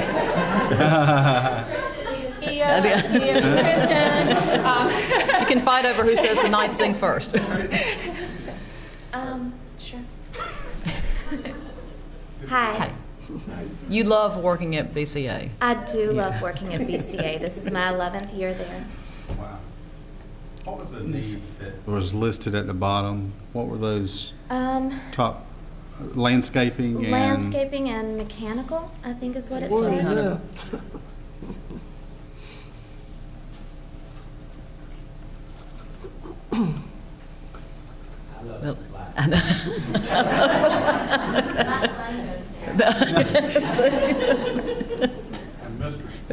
And Mr. Kirby was also resupplying the school store today when I was there. Yes, sir. Well, both of you could say good things about your schools. What do you teach at BCA? I teach this year. I teach 6th through 8th grade social studies, and I teach high school social studies. So that includes American History 1, American History 2, and civics and economics. You've been Teacher of the Year there several times, haven't you? Yes, ma'am, I have. Congratulations. Thank you. I just want to say I've been in Brunswick County for a long time, and I left for a few years to go to another county and was glad to be able to come back because I always feel like this place is home. The county has always been welcoming, and I enjoy working at Supply Elementary School every day and working with the children and having that opportunity to lead that staff. So, thank you. What were the needs there, Askia? Mechanical. Some of it was mechanical. Some of our playground equipment and landscaping. Also, it was something that wasn't on there as well. We have some of our furniture, replacing a lot of our older furniture that we have, as well as our carpeting right now. We have a lot of old carpeting there that some of it is actually getting replaced right now, and they're working on getting some of that replaced as well. Madam Chair, I'd like to see these two schools items added, I guess, at our next operations where we can discuss some of that stuff. I thought we had actually did something with the playground equipment at Supply not too long ago. We do. We have a emergency playground right now. Our padding on that floor, our flooring is coming up a little bit, and it needs to be replaced as soon as possible. It's becoming a safety issue. But it's more the flooring and not the playground equipment, right? Yes, sir. Yes, sir. We have our playground equipment is fairly up to date in most of our I thought areas. it was. I thought we just spent money on it. But yeah, our flooring in our EC playground, it does need to be worked on. Yes, sir. Well, thank you. And these are all available on the website for viewing anytime, each of these schools that you're presenting each time. That's exactly right. They're on the front page of our homepage under Hot Topics. You can click on there, and we're working to get the YouTube link placed on our homepage as well. So you can check it out anytime. Thank you. Madam Chair, may I say something? Yes. You guys hang on. Kristen is one of my kids from when I was at North Brunswick High School, and she'll blush over that. But she hugged my neck when I was in BCA and said, you know, she was really tickled to be there. Now, Askia Kirby is a little bit different. Askia and I have graduated from being the scorekeeper and the clock person at the Saturday basketball games, and I asked Askia today if he wanted more time on the clock, and he said probably so. But I'm proud of both of these folks, and it's really neat to have your kids grow up and you see people like Kristen and you see young people like Askia grow into the people that they are. And they are really, really neat educators. Thank you. Well, at this time, I'd like to take another 5-minute recess since we've had a lot of information and a lot of sitting, and we'll return in 5 minutes. We'll call the meeting back to order. And the next item is the approval of the meeting agenda. Do I have a motion for the approval of meeting? Make a motion to approve the agenda with the footnote that we've already handled item 2 under action. All right. A second. All right. All in favor? Aye. Aye. Opposed? All right. And the first item on the agenda is approval of the minutes from November 5th, the 12th, and the 20th. Motion to approve. Do I hear a second? All right. Motion by Mr. Miller, second by Mr. Thompson to approve. All in favor? Aye. Opposed? Approval of minutes for November 5th, 12th, and 20th. Next, we have no consent items on the agenda, so we'll move to the action items. And the first one is the NCSBA Superintendent Search Service. And here they are. Nice to have you this evening. Thank you. And staff and members of the public, we're delighted to be here to help you. First of all, we have materials that we believe were sent out to the board and are part of your packets. We do have some extra copies if any of the board members would like one in a folder, or we have a few that we can distribute to your folks. So does anybody up there need another set of the board materials? I finally found them. You found them? Okay, I found great. All right, we will make sure that those folks, I don't know if the staff has copies of the packets, but we'll certainly be glad to. Some of the public may want some too. Allison, Yeah, do you have we'll some? distribute those to who you tell us are appropriate. Okay. Anyway, so we're glad to be here to talk to you tonight about the search service. I believe the board has already approved using our service. Just so I can summarize for your public, we have, Scott, I need a copy of that. There we go. We have done 126 searches since I have done them, since I have been at the School Boards Association. And that work has been working with 75 of the school boards in the state, so I'm probably one of the people that has done the most around the country. So I've done a lot of this, and we work with most of the school boards in the state to help them do superintendent searches. We believe we have a very fine search, and our goal is to get you the best candidates possible. And give you the support to have the best process possible. So we're here to help you. That's what our role is as the School Boards Association. We're here to help you provide services that will help you. So we are here to get you started with your search tonight. And so in that capacity, we need you to approve several things that will allow us to get you started. And it does include, as the board noted earlier, some surveys, which will be the last item we cover. But if we could just go through in order of what's in the memo that was sent to the board, we could go through in the order of what's listed there to talk about it. We have a draft timeline in your materials. And it goes through the steps of a superintendent search. Generally, we suggest beginning your advertising as soon as possible, which would be tomorrow if you approve these things tonight. We generally recommend an 8-week or so timeline for the advertisement. Really, if you cut it less than 8 weeks, you don't get as many candidates. So we found that 8 weeks you don't get many more, but less than 8 weeks you do get probably the maximum candidates. So we were suggesting an application deadline of January 20. In the meantime, once your advertising goes out, we do suggest that you look at community input and staff input. And one of the ways that you do that is through surveys, which we have some samples and we'll talk about a little later specifically. Another way you have that is through open public comment at your board meetings and those kinds of things. The survey we have is an anonymous survey, in that it's anonymous, but not it's not secret. Everybody can see the survey, and we will distribute the results of the survey at a later board meeting. So while the applications are coming in, we will also be working on getting the survey information and gathering the other public input that the board requests. And then we would have a meeting on January 20th, which is, I think, one of your regular board meetings, to go over the results, share those with the public to the extent possible. Now, the survey results often contain confidential information. And that means people will say, please hire so-and-so, I really like so-and-so, I don't think we should have so-and-so as our superintendent. And all that, by state law, is confidential. But what we will share, we'll redact those things out that we have to redact out by law, or you have to redact out by law, and we will make available the what's public information available to your public. The board will have all of the information, including the confidential personnel information. And so we would meet with the board, and then at that point you would develop a profile that you would use in asking your questions and rating your candidates and that sort of thing.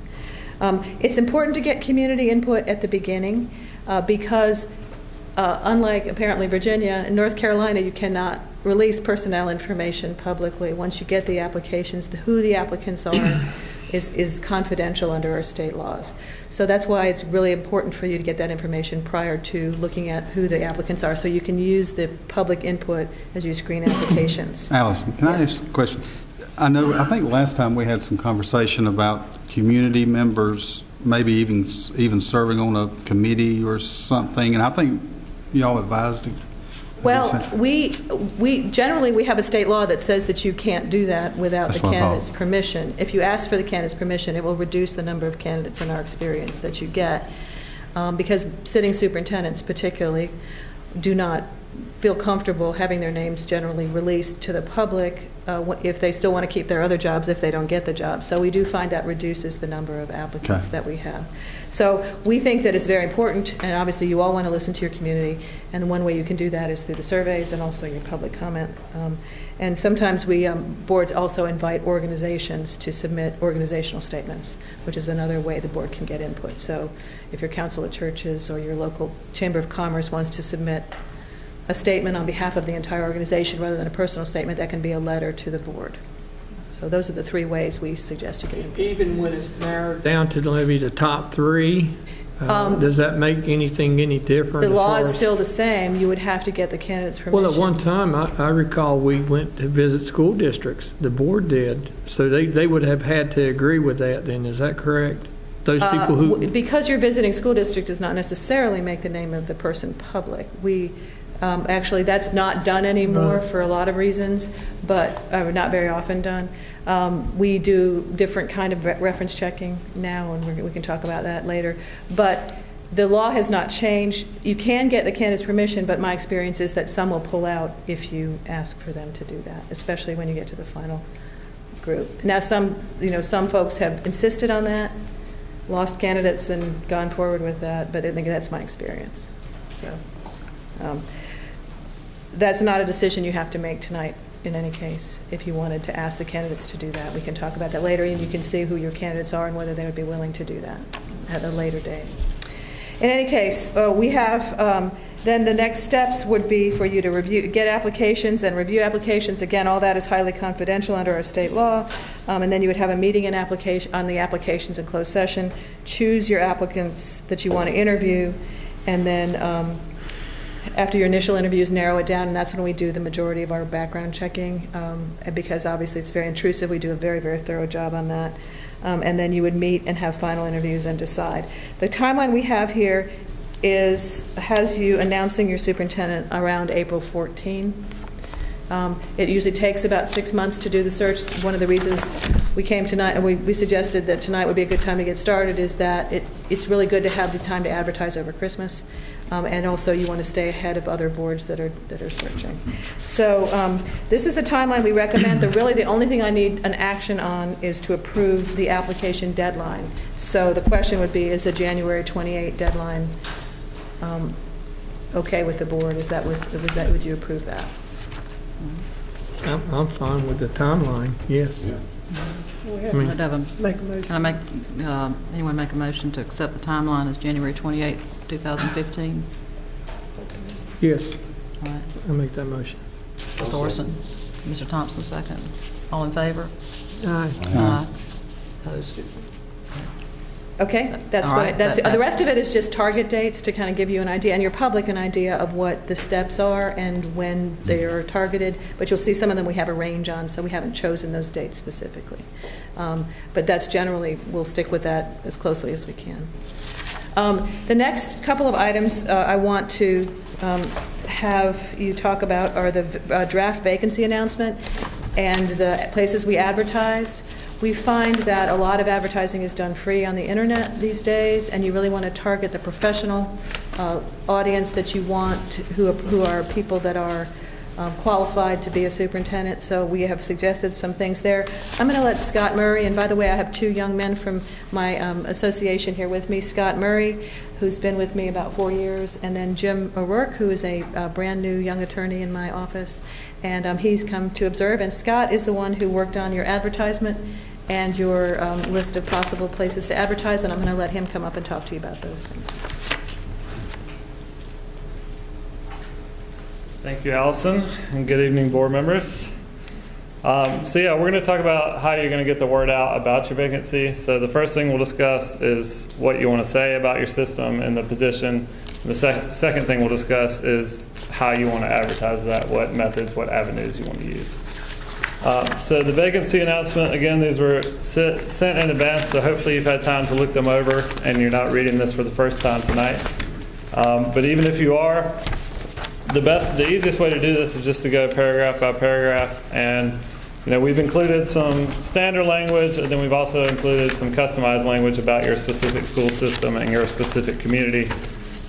Thanks to your website and your local tourism websites and chamber website, I was able to write much, but this is where we need input from the board directly. So we can begin with the first paragraph. This essentially gives standard language about the legal requirements. They must be licensed unless they can serve under the state board's alternative guidelines. We'll include the deadline, which is January 28th there in the blank. We mentioned that central office or building level experience is preferred. Also, a doctorate is preferred. But again, you're not saying these things are required because you don't necessarily want to start narrowing down your pool now. We want to cast as broad of a net as possible. But if there are any suggestions about that first paragraph, I'm open to them now.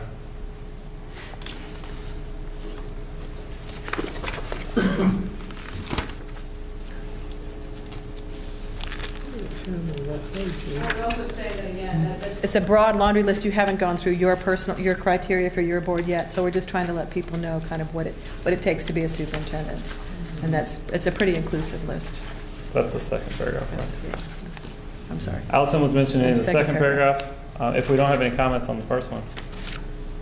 The second paragraph is just the list of abilities and skills that you would like your superintendent to have. And I'll reiterate, you'll come up with your actual profile after you hear from your community and your staff on their input. This is just kind of making sure they have those general skills that every superintendent needs. But again, we're welcome to any revisions. What page are you on? This is the vacancy announcement. I'm not sure what page it's on in your materials. I think it's behind tab 4. They may be in a slightly different order. They were sent electronically, so that could explain that, but it looks just like this.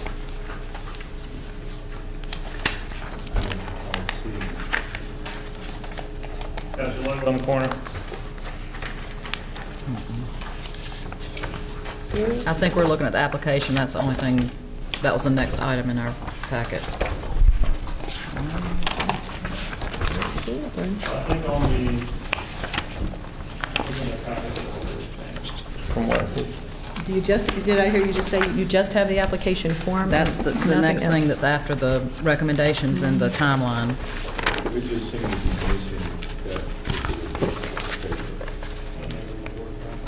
Give you.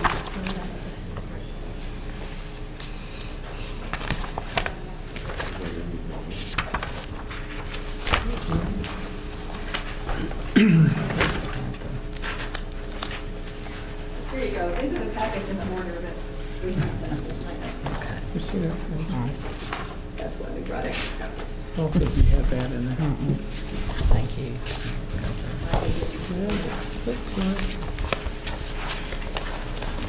It might be easier just to use the orders, so everything's in order.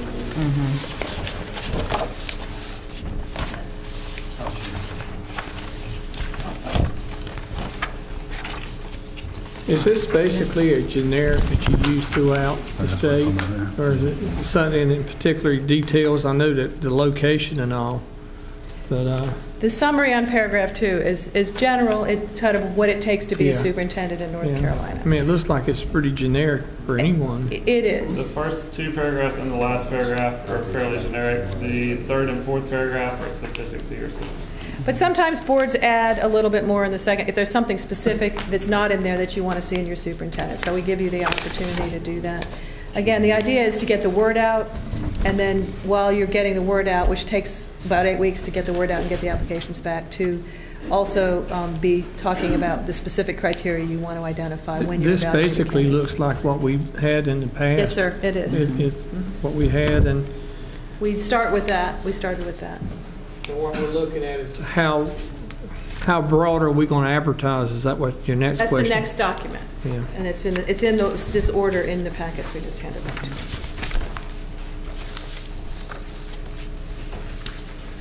Again, are there any comments or questions? Yes, sir. I would correct that instead of nearly 12,000, it would be in excess of 12,000. We're more like 12,600. Okay. And we have to take the most recent information off of the websites of DPI and your community. That's why we want you to correct anything in here that's incorrect. Well, and the county residents are probably closer to more than 110,000. About 115. 112, 15, yeah, I saw. 120, 115. That was based on the 2010 So if you- census, so I imagine that's higher now. Shorty thinks it might be 130. It might be, I think Marty said that the other day, somewhere, 120, 130. Well, that would explain why you're one of the fastest growing counties in North Carolina. Can't keep up. 23,000 in 4 years. Well, we'll check those numbers. Okay. But I'll put 130 for now.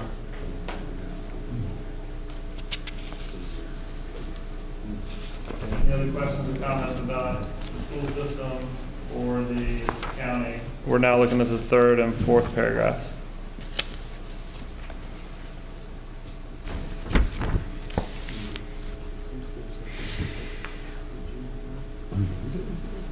School number for it, John?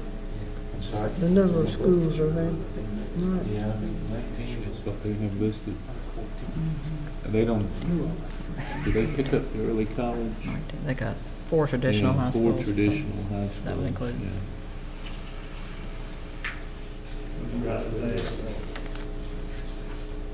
I mean, that's.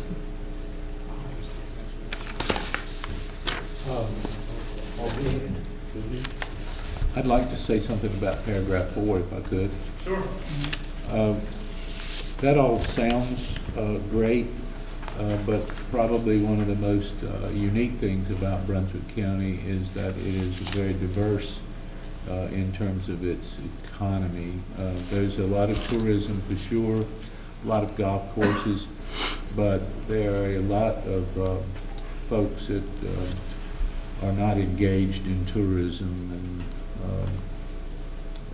the beach communities, as it were. We have a lot of farming, a lot of industrial facilities, maybe not as many as we'd like, but it's a very diverse economy. So I'd like to make sure that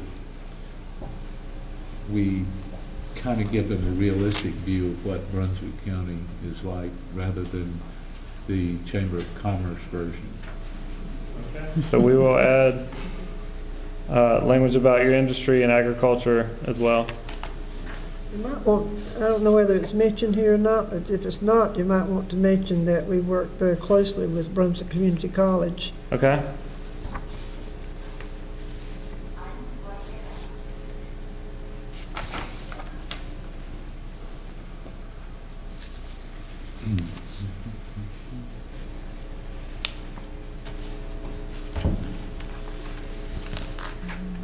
Anything else to add or revise?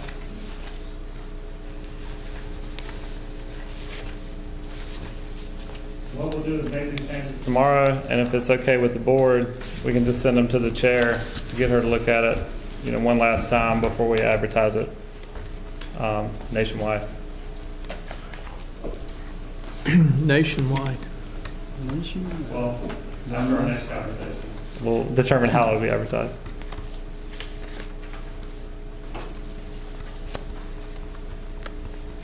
Okay, well with that, we will make those changes you requested. And the next document in the folders, at least, should be the advertising options.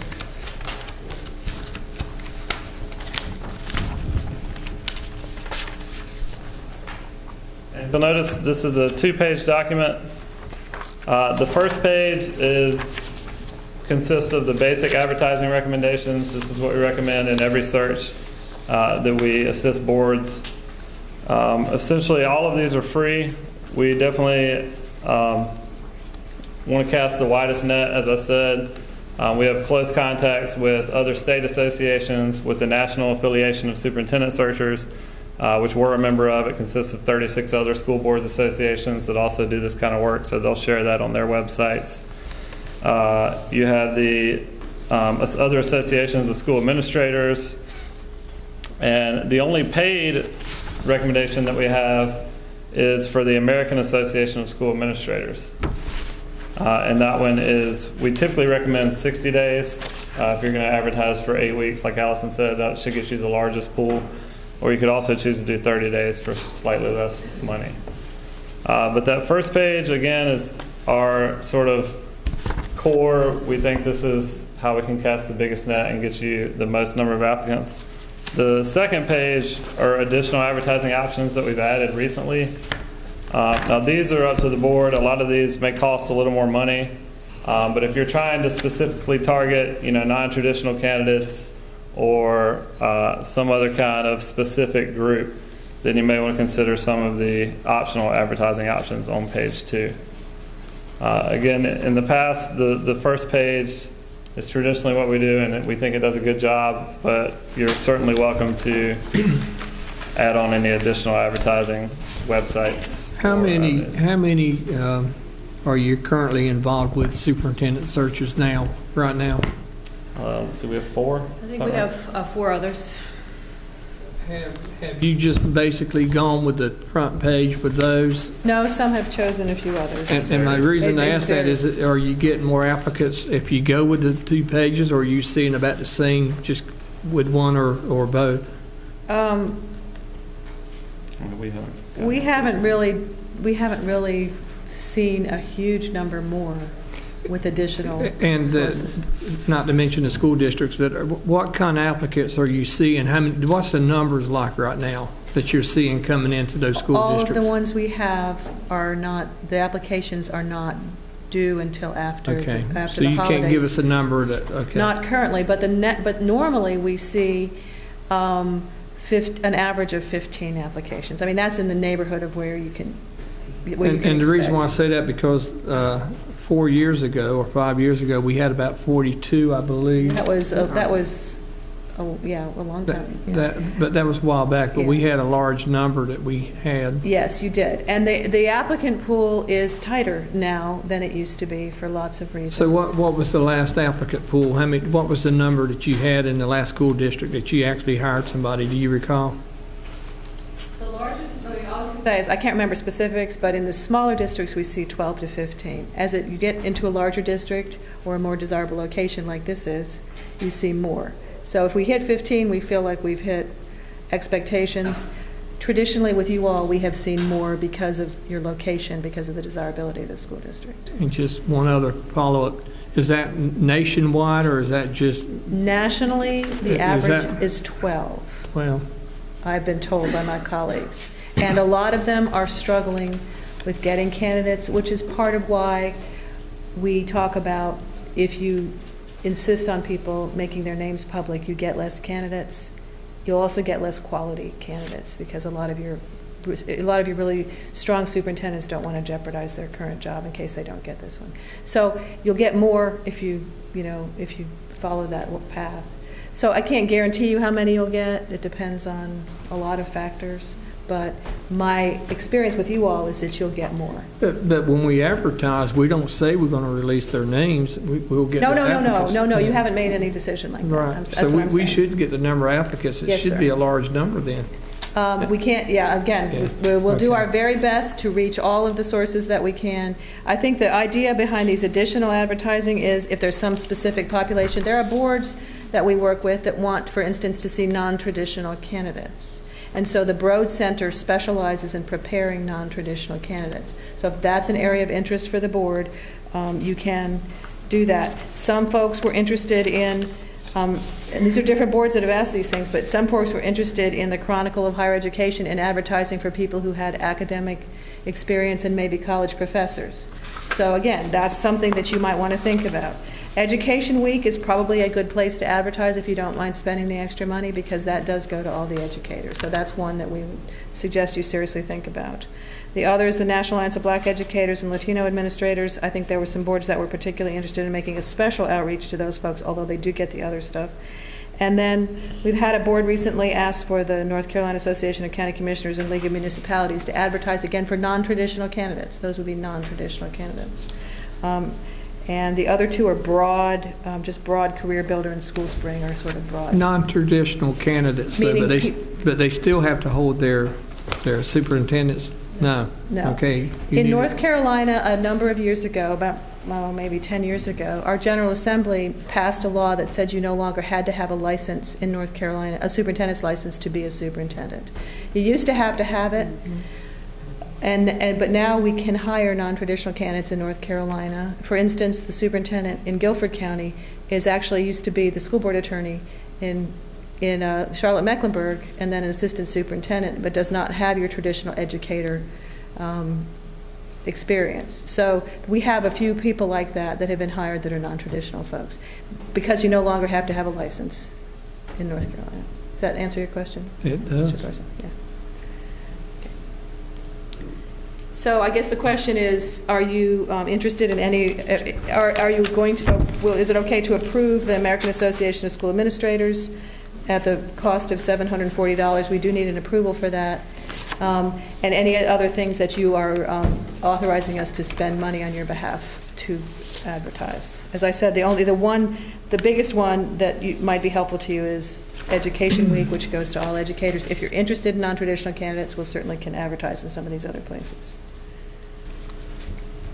We used the American Association of School Administrators the last time. Yes, ma'am. I believe that's okay. Again, we've found people from all over the country applying there. And out of the country. We've had people apply from Canada and the American School in Cairo, Egypt, and the people from Alaska. I mean, we've had people apply from California, so it does reach a very broad national audience. And our experience is that about half of your candidates come from out of state. I think those of you that have been on the board before, when you did searches, you've seen that even with that main source plus our network of superintendent search groups, we reach a lot of national candidates. And that's what I meant by advertising nationwide. I think that the AASA really helps with that. Are there any other areas you want to consider? There's several here that look like goes to most everywhere. First page. Well, if you don't mind, I'll make a motion to approve the use of the American Association of School Administrators for a period of 60 days for advertising.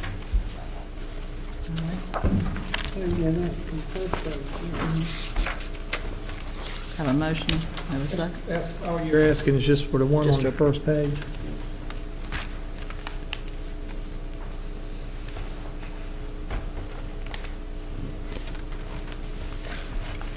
I'll second that, but let me ask you a question about if we do that and we just go with this first page and we don't see the number of applicants coming in like we want to, could we go and put it in another? Can you certainly do that could. While your timeline is still going? Yes, we certainly could if you want to do that. And remember, and I think those of you who've done this before know that we're here till you find who you want. And if you're not satisfied with your pool, we'll get you more. And, if that's it. So no matter what, you don't have to be satisfied with the pool if you don't find who you want in that pool. Well, I'm saying, can we add another Yes. venue? Choose to add another. If we're not seeing applicants come in, maybe we can go on the second page and choose one or two of these. Absolutely. You could do that. Like in 2 I'd weeks. rather do that than just go with the first page. I had to. It wouldn't be as expensive. And again, all of this is free except that one really small charge. Right.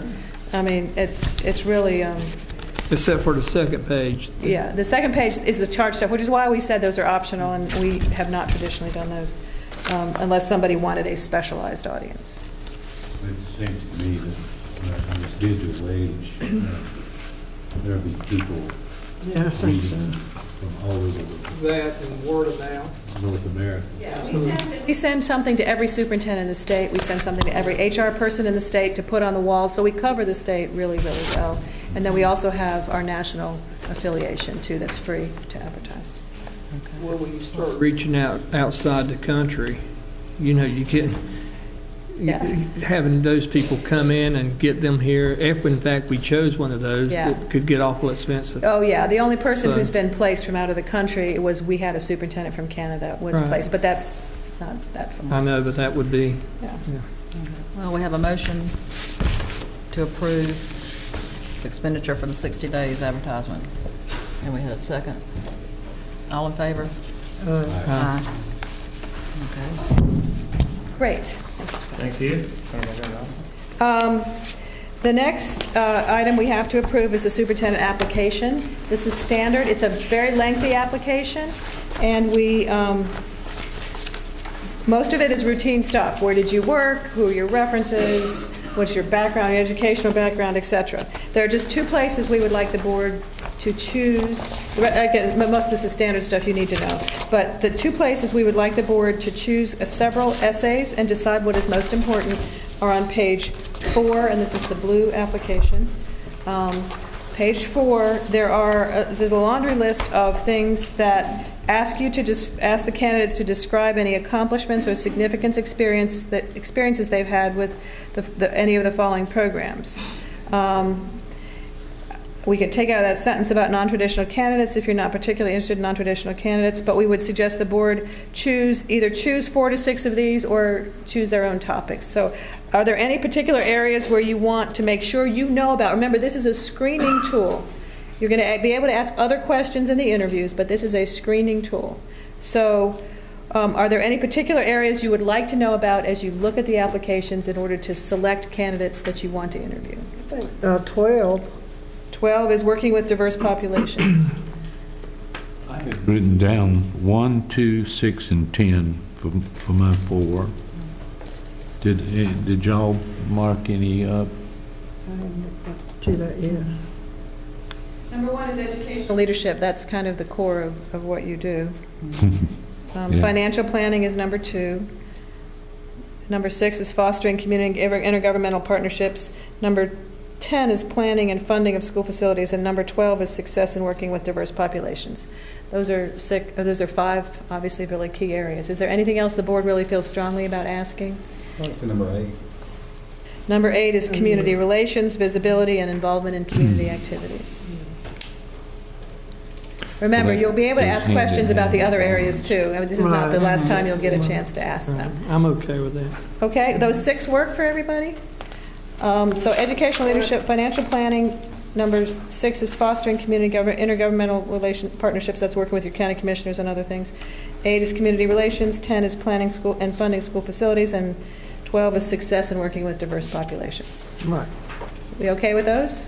When each candidate comes in during an interview process, you have to ask them the same questions. There's no requirement that you do, but most boards do choose to do that, so Okay. you have a good way to compare candidates to each other.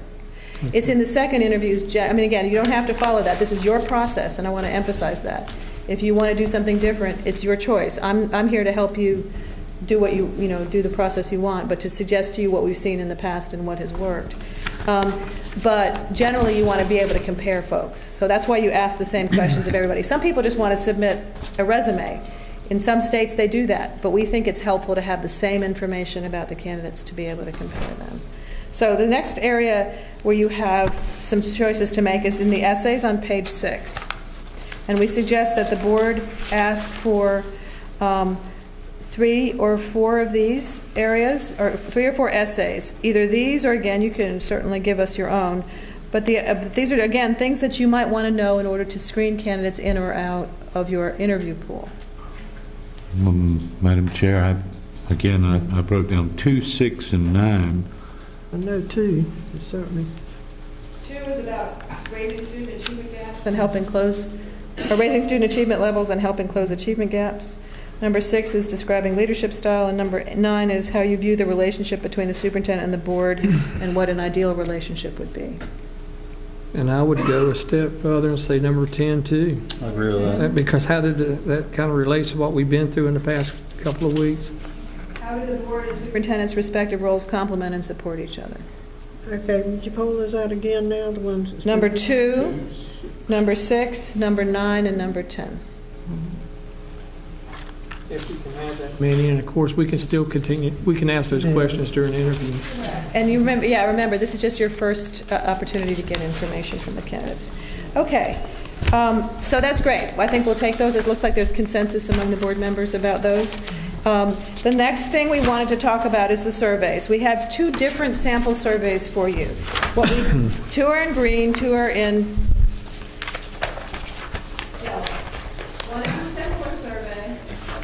I don't recall which one you used last time, but the simpler survey is the yellow one, and that is just basically asks for the most important, very important, important, less important, or least important.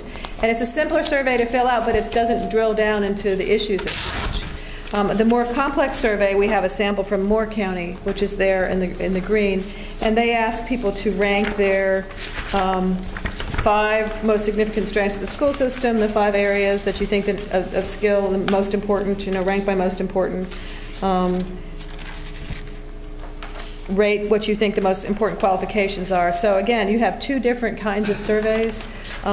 More people will fill out the less complicated one and get to the end. I like that but too. I think that's better.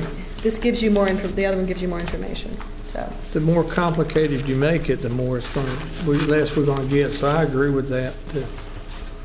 I want to point out too that at the end of both of these surveys, there is an opportunity for people to type in whatever they want to say, and usually the open-ended comments where people type in their specific concerns is the most helpful information you get. So this survey would be available through our website? Yes, sir. What we do is we send you links.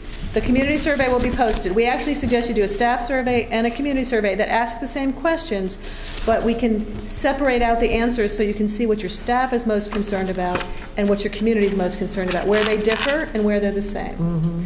And that's what we traditionally do so that you have information about what your staff-specific concerns are. That is distributed internally. Your community survey, you have a link on your website. We will work with your media, local media, to get the word out about it. You'll have a link on your website, and people can go right to that link from your website, take the survey, and then the survey brings you right back into your website. We use an instrument called the Survey Monkey, and it's a very commonly used one. And it's just a tool. So yes, this will be your survey. It'll be on your website. The results are tabulated by Survey Monkey and then sent back to us. We will come back to you on January 20th, I believe, and give you a report on what the surveys show, and have copies to distribute to your public. Would it make sense to have a simpler, quicker survey for a larger group, but then maybe a more detailed survey for particular groups? I think the education team, the teachers and administrators, would be quite willing to answer detailed questionnaires, or I presume so. We can do that. It makes it harder to compare. But if there's a group of people you want to do something specific with, it's your input process. We want you to do it like you feel is the best for you. Well, I was just really asking, is there any benefit to it? Because it does seem like to me, although I like the idea of expanding the base of people responding. I also like the idea of extracting as much information from the questionnaire process as possible. You could either do that by questionnaire, or we could have a separate questionnaire that's more detailed, but you need to be, one thing about asking everybody the same questions is no one feels like they're being chosen above others. But the other thing that you can do in lieu of a survey that goes to special groups is to ask for statements from groups of people, such as your Chamber of Commerce. You could ask for your principals group to give you. I think that's a good idea. Then that would give you, I think, the information you need. Could you meet as a group and give us a statement about what the principals think is important and what they would like to see in their next leader? And that will get at some of those issues. Mm-hmm. The central office administrators, the senior level administrators, Jessica's teachers, taking notes. Teacher advisory council. Advisory councils. I mean, anyone who wants to submit a statement should feel welcome to do so. Any group that wishes to submit a statement on behalf of the group should feel free to do so. And so we think that kind of input is all of it's very valuable to the board. So that may be one way to get at your issue. Do you think that would get at what you're looking for? I do. Okay. I do. I just want to make sure that we provide a voice for everybody, and maybe it's just me, but sometimes surveys seem like the simpler they are, the more like a push survey they are. They're just sort of gratuitous, and I don't like the idea of doing it. But I do think the opportunity to have comments at the end where people can write in what their specific concerns are is helpful. And again, depends on what kind of survey you want. The opportunity to be heard is really important. Right. I think it's important also for you to have an opportunity for public comment on this issue at your board meetings between now and when the applications are due, and when you have this survey, including at the meeting where the surveys are reported out. And also to invite as many people as possible to give you the input that they want to give you, because obviously you represent all of them. And that's right. That you have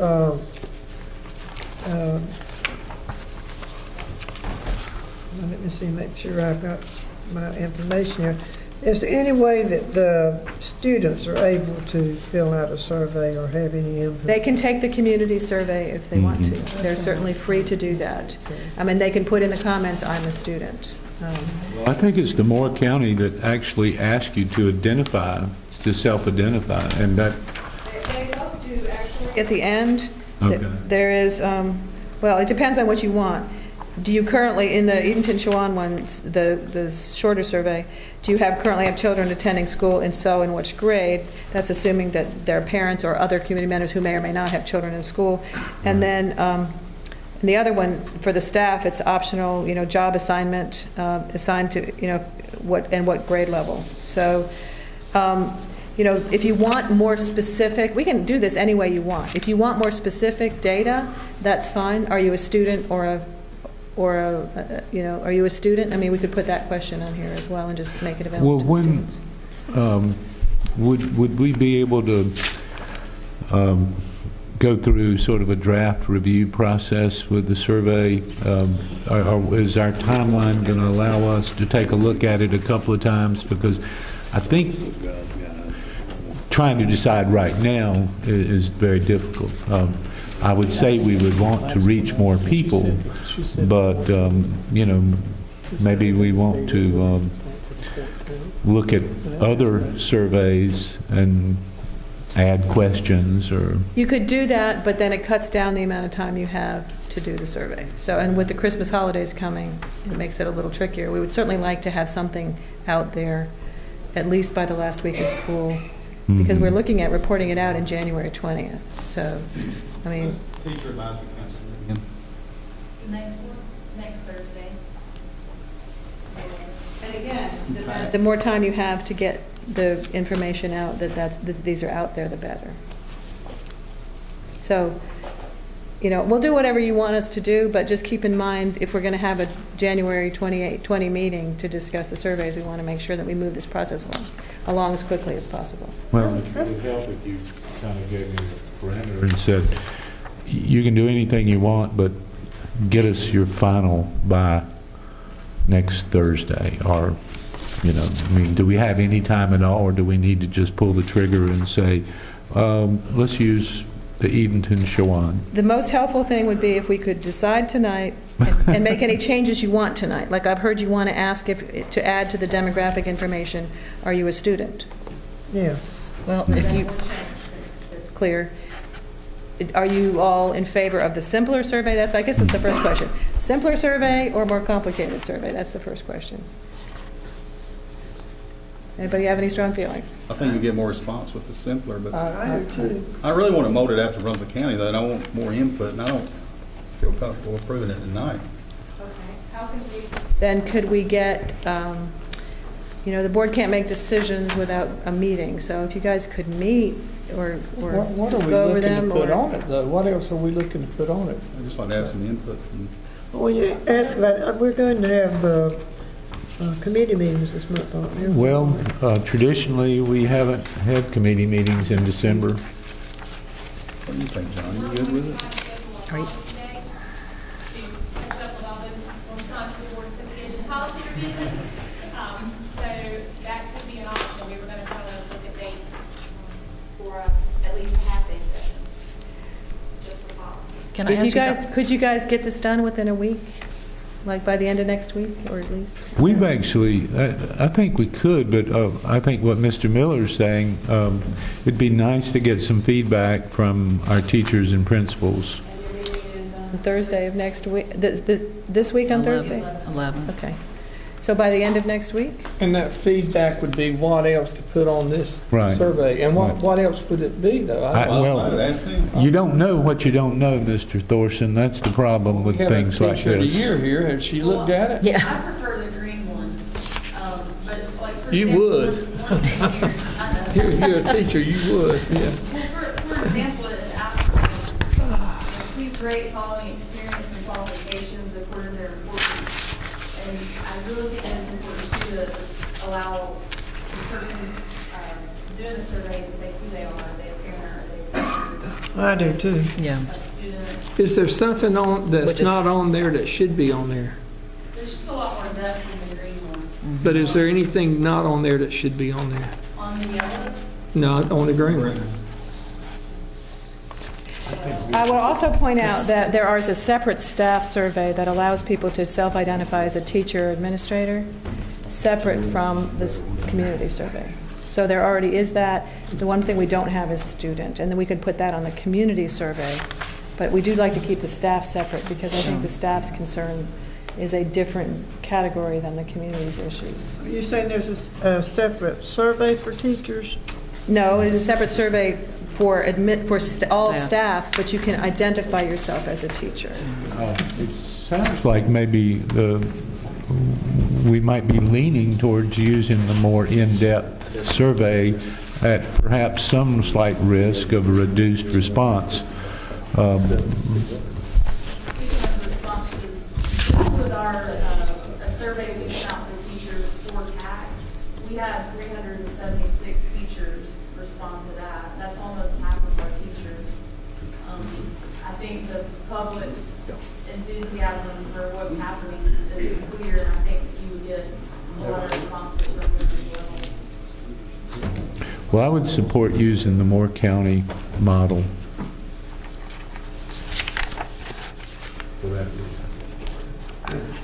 And approving it tonight. I'm with that. I'm okay with that. Yeah, I'm too with Casey's All right. We don't need a motion, do we? You need to, It would be helpful to have a motion All to right. approve that. I'd like to make a motion that we use the form of survey that's exemplified by the Moore County Superintendent Search Survey. And we will add the student question to the community survey. So the staff will still remain intact as the staff, and we'll get that demographic information. yeah, it's The student, the It's on first. there, right? yeah. Okay. Do I have a second? I'll second. All right. All in favor? Aye. All right. Yeah, it's got all that on the first. Tomorrow, actually, we'll get the surveys ready and actually get in touch with your PR people and your IT people and make sure they can get that up as quickly as possible. And we'll send sample language for a press release so you guys can get the word out to your community about the organizational statements, the surveys, opportunities to speak at public comment, just so everybody knows the different ways they can be heard. And we will rely heavily on your PR staff and your teacher, your representative here, and other people to let people know. And again, we'll remember that we really we'll also include an organizational statement request. So anybody who wants to, if the advisory committees or the teacher group or whatever want to submit a separate statement that isn't just individuals completing a survey, that's also another different avenue. Well, let me ask you this. You might have already answered this, but I still need to clear it in my mind. I'd like to make a concerted effort for students to have input in this. How's it been? A concerted effort to make sure students, especially middle school and high school students, have a chance to be part of this. I certainly, we will rely on your school staff to advertise it, and they can certainly announce that it's available. We have at times had one school district that sent the survey home or required the students to fill it out, and a lot of them didn't take it seriously because it was a requirement, and we just didn't get helpful results. So making it a mandatory thing for kids that don't want to fill it out is probably not helpful. No, I wouldn't think that. I didn't mean that. Question that I would have: have you guys ever, or would you recommend making focus groups for students in school so that you can maybe digitize it and maybe bring in a focus group to the media center of our students and let them go through it and respond? That'd It be might all be right. an opportunity for. I think that's fine. I think that's fine if that's something that you feel like you can do with your students' time and you want to do. I mean, any kind of input that you think would be valuable, I think the board, if the board would find that valuable, that's really their decision. So if you want some focus groups, you'd select specific students to come in and do the surveys, and that way you'd get some of your maybe your student government leaders or something in the high schools. Or completely random. Or random or whatever. If they, yeah. Again, the survey is designed for people who have a specific interest. It's not a scientific survey. It's for people who have something they want to say to the board. So just keep in mind what it is. I mean, it's not, we can't require anybody to fill it out, and I worry about pulling kids in who may or may not be interested in it. Yeah. So I want to keep in mind that you want comments by people that have something that they want to say to you, and it's an opportunity for that. Okay?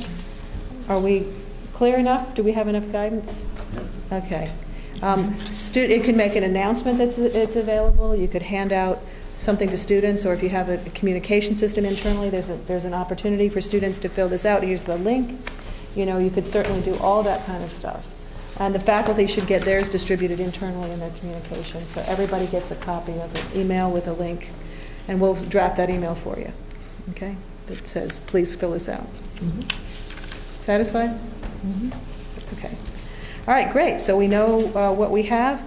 The next time we will be back to see you, we'll get all this up and running tomorrow. We are ready to go. We are ready to advertise tomorrow. We're ready to get the surveys information out tomorrow. We will work with your PR staff and get the information out. And it will be a quiet time for the board while you're waiting for all this information to come in, because people are responding to the surveys.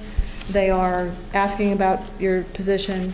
They are filling out the application, getting into you. So it'll be a quiet time for the board because you're waiting to get information. When we come back, it'll be the 20th of January to that board meeting. About a week ahead of time, we'll send out the survey results, the complete survey results without the redactions, to the board members only, that have names and all the confidential stuff as well as everything else.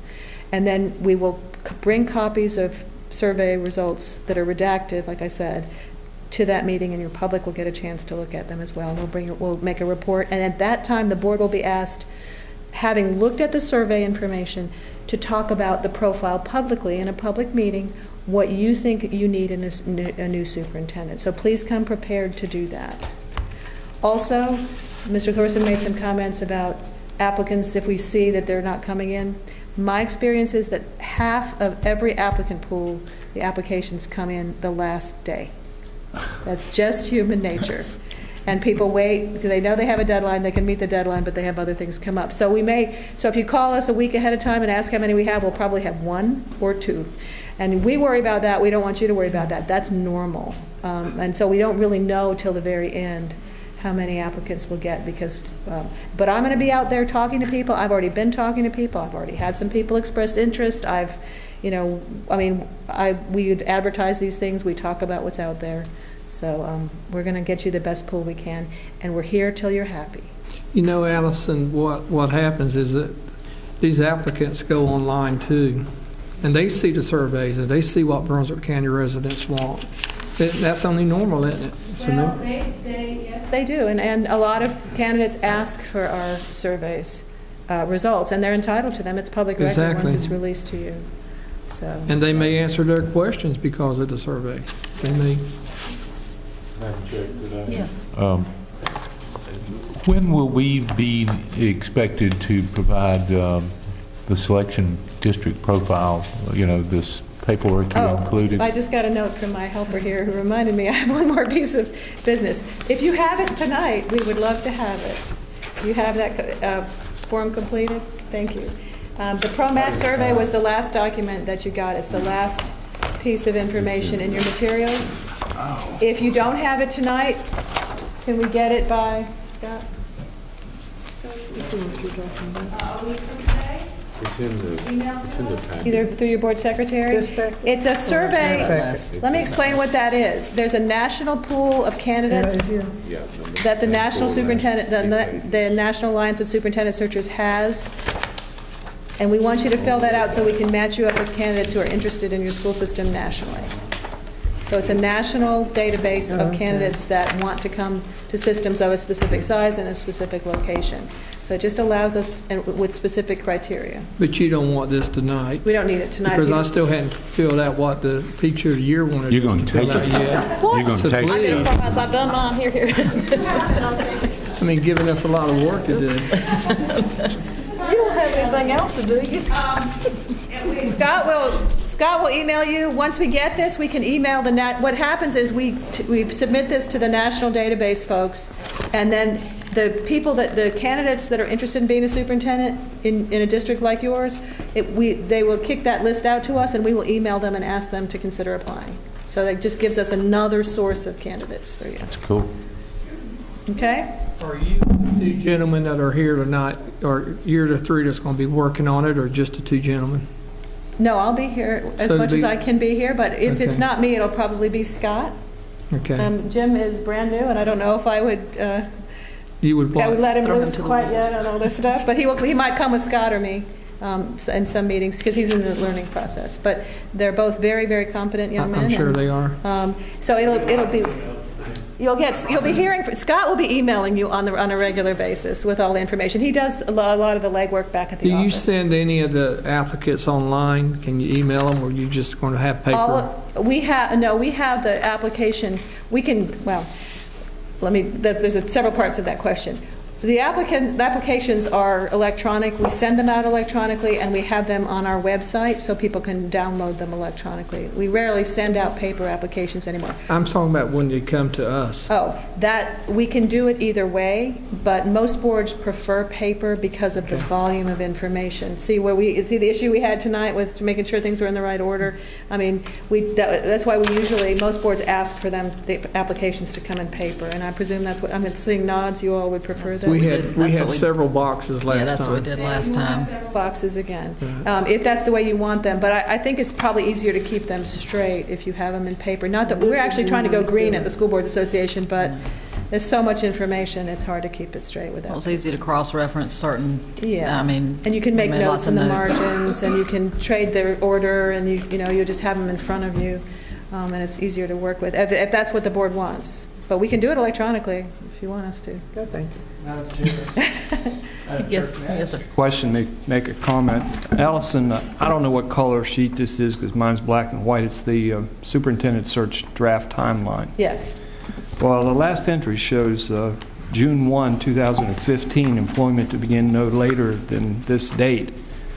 And it would seem to me that you may have current superintendents serving in other districts whose contracts do not end until June 30th, 2015, or even if they do, they may want to stay to finalize graduations. And if I'm correct, would that not cut down on the... We could make that July, we didn't vote on this, so this is just a target, but we could, if we're going to publicize this, we could just say July 1. I mean... That's what we did the last time. Okay, that's fine. I'm fine with that. Again, it's just a target date, but they don't know that, so we'll just say July 1, and that might make more sense. Thank you. Are you okay with that? Because it could be earlier. It would just be no later Right, than. it's just no later than, Right. yeah. And that's a matter of negotiation, too. If they say, I want to stay in my district until June 30 because my contract's up then... I just don't want them to see this and realize that they're disqualified for a month in their own district. Yeah, that's not a problem. We'll change that. Okay, thank you. Anything else? Anything else? Okay. Just drive safely. Yes. We will. They're driving. Thank you very much. Thank we look you forward so to working much. with you, and we hope that this will be a good experience for you. We will work to make it so, and we're there to serve you. So if you need anything else, you just let us know. Thank you so Very much. helpful. Thank you. Thank you. No, we're driving back. But I Yeah, y'all will be back by today's end. I don't think we came prepared for that. Thank you. Thank you. You want that, John? All right. On to the budget amendments. Ms. Cahill. Yes, we have one.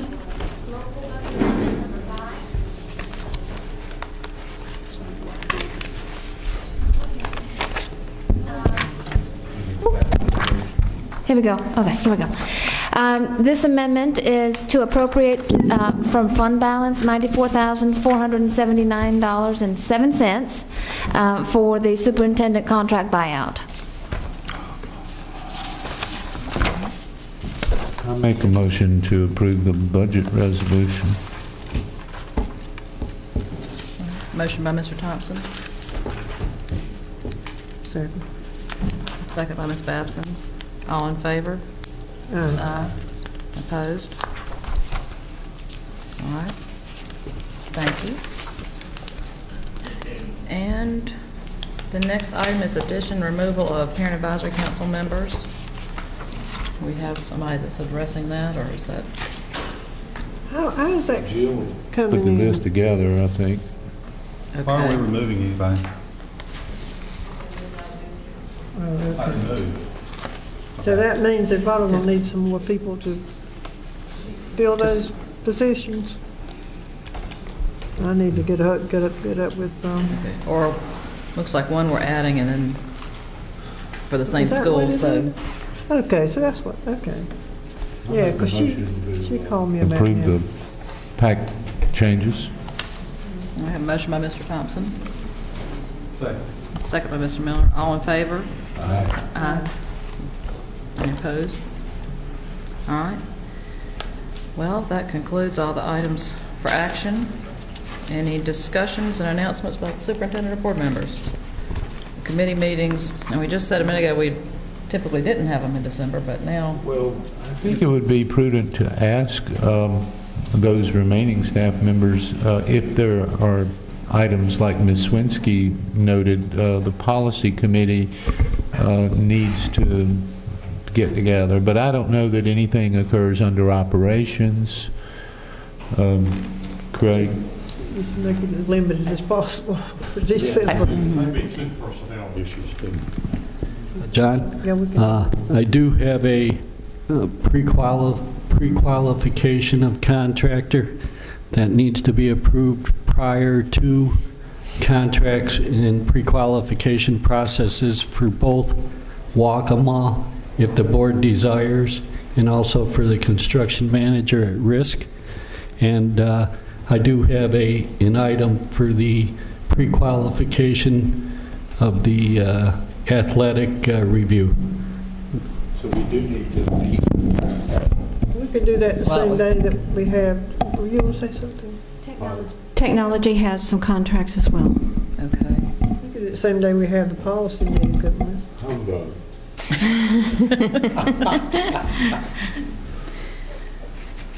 We'll be there. Well, is December 16th too late for you, or do you need? Is that enough time for you? 16 December? How about for us to get that The policy, I think it would be okay. I don't think it'll make any difference. The policy on the 16th, and just add a short operations agenda and what else? And Executive session for personnel. Closed session, okay. 9 o'clock? I've already got it. You already got it? It's already on here. Okay. Yeah, we do those first and That's, then and the policy after that. Or to immediately follow, if we're early. Do you know about how long it'll take that day to do all You this? got personnel after that list? Yes, sir. Yeah, but just two. It shouldn't take 10 minutes. I'm not sure in terms of the policy. I'm thinking that the text selection policy was probably one of them, but there were also several other policies that have just been sitting out there. I don't know if you want to do operations at 9, do an executive session for right after that, and then have policy start at 10:30, so that not everybody has to stay for policy. Just a suggestion. Attendance But it's so much fun. It's so much fun. That's Shirley County. That's okay. I thought they wanted all of them to hear it, but. Well, they can all review it. All right, well, let's say that then, the 16th at 9 o'clock to start as you propose. And then What day is that on? It's a Tuesday. It's a Tuesday.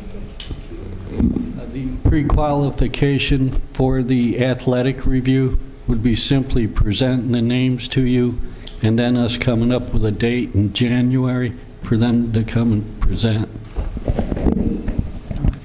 And we'll be done before lunch.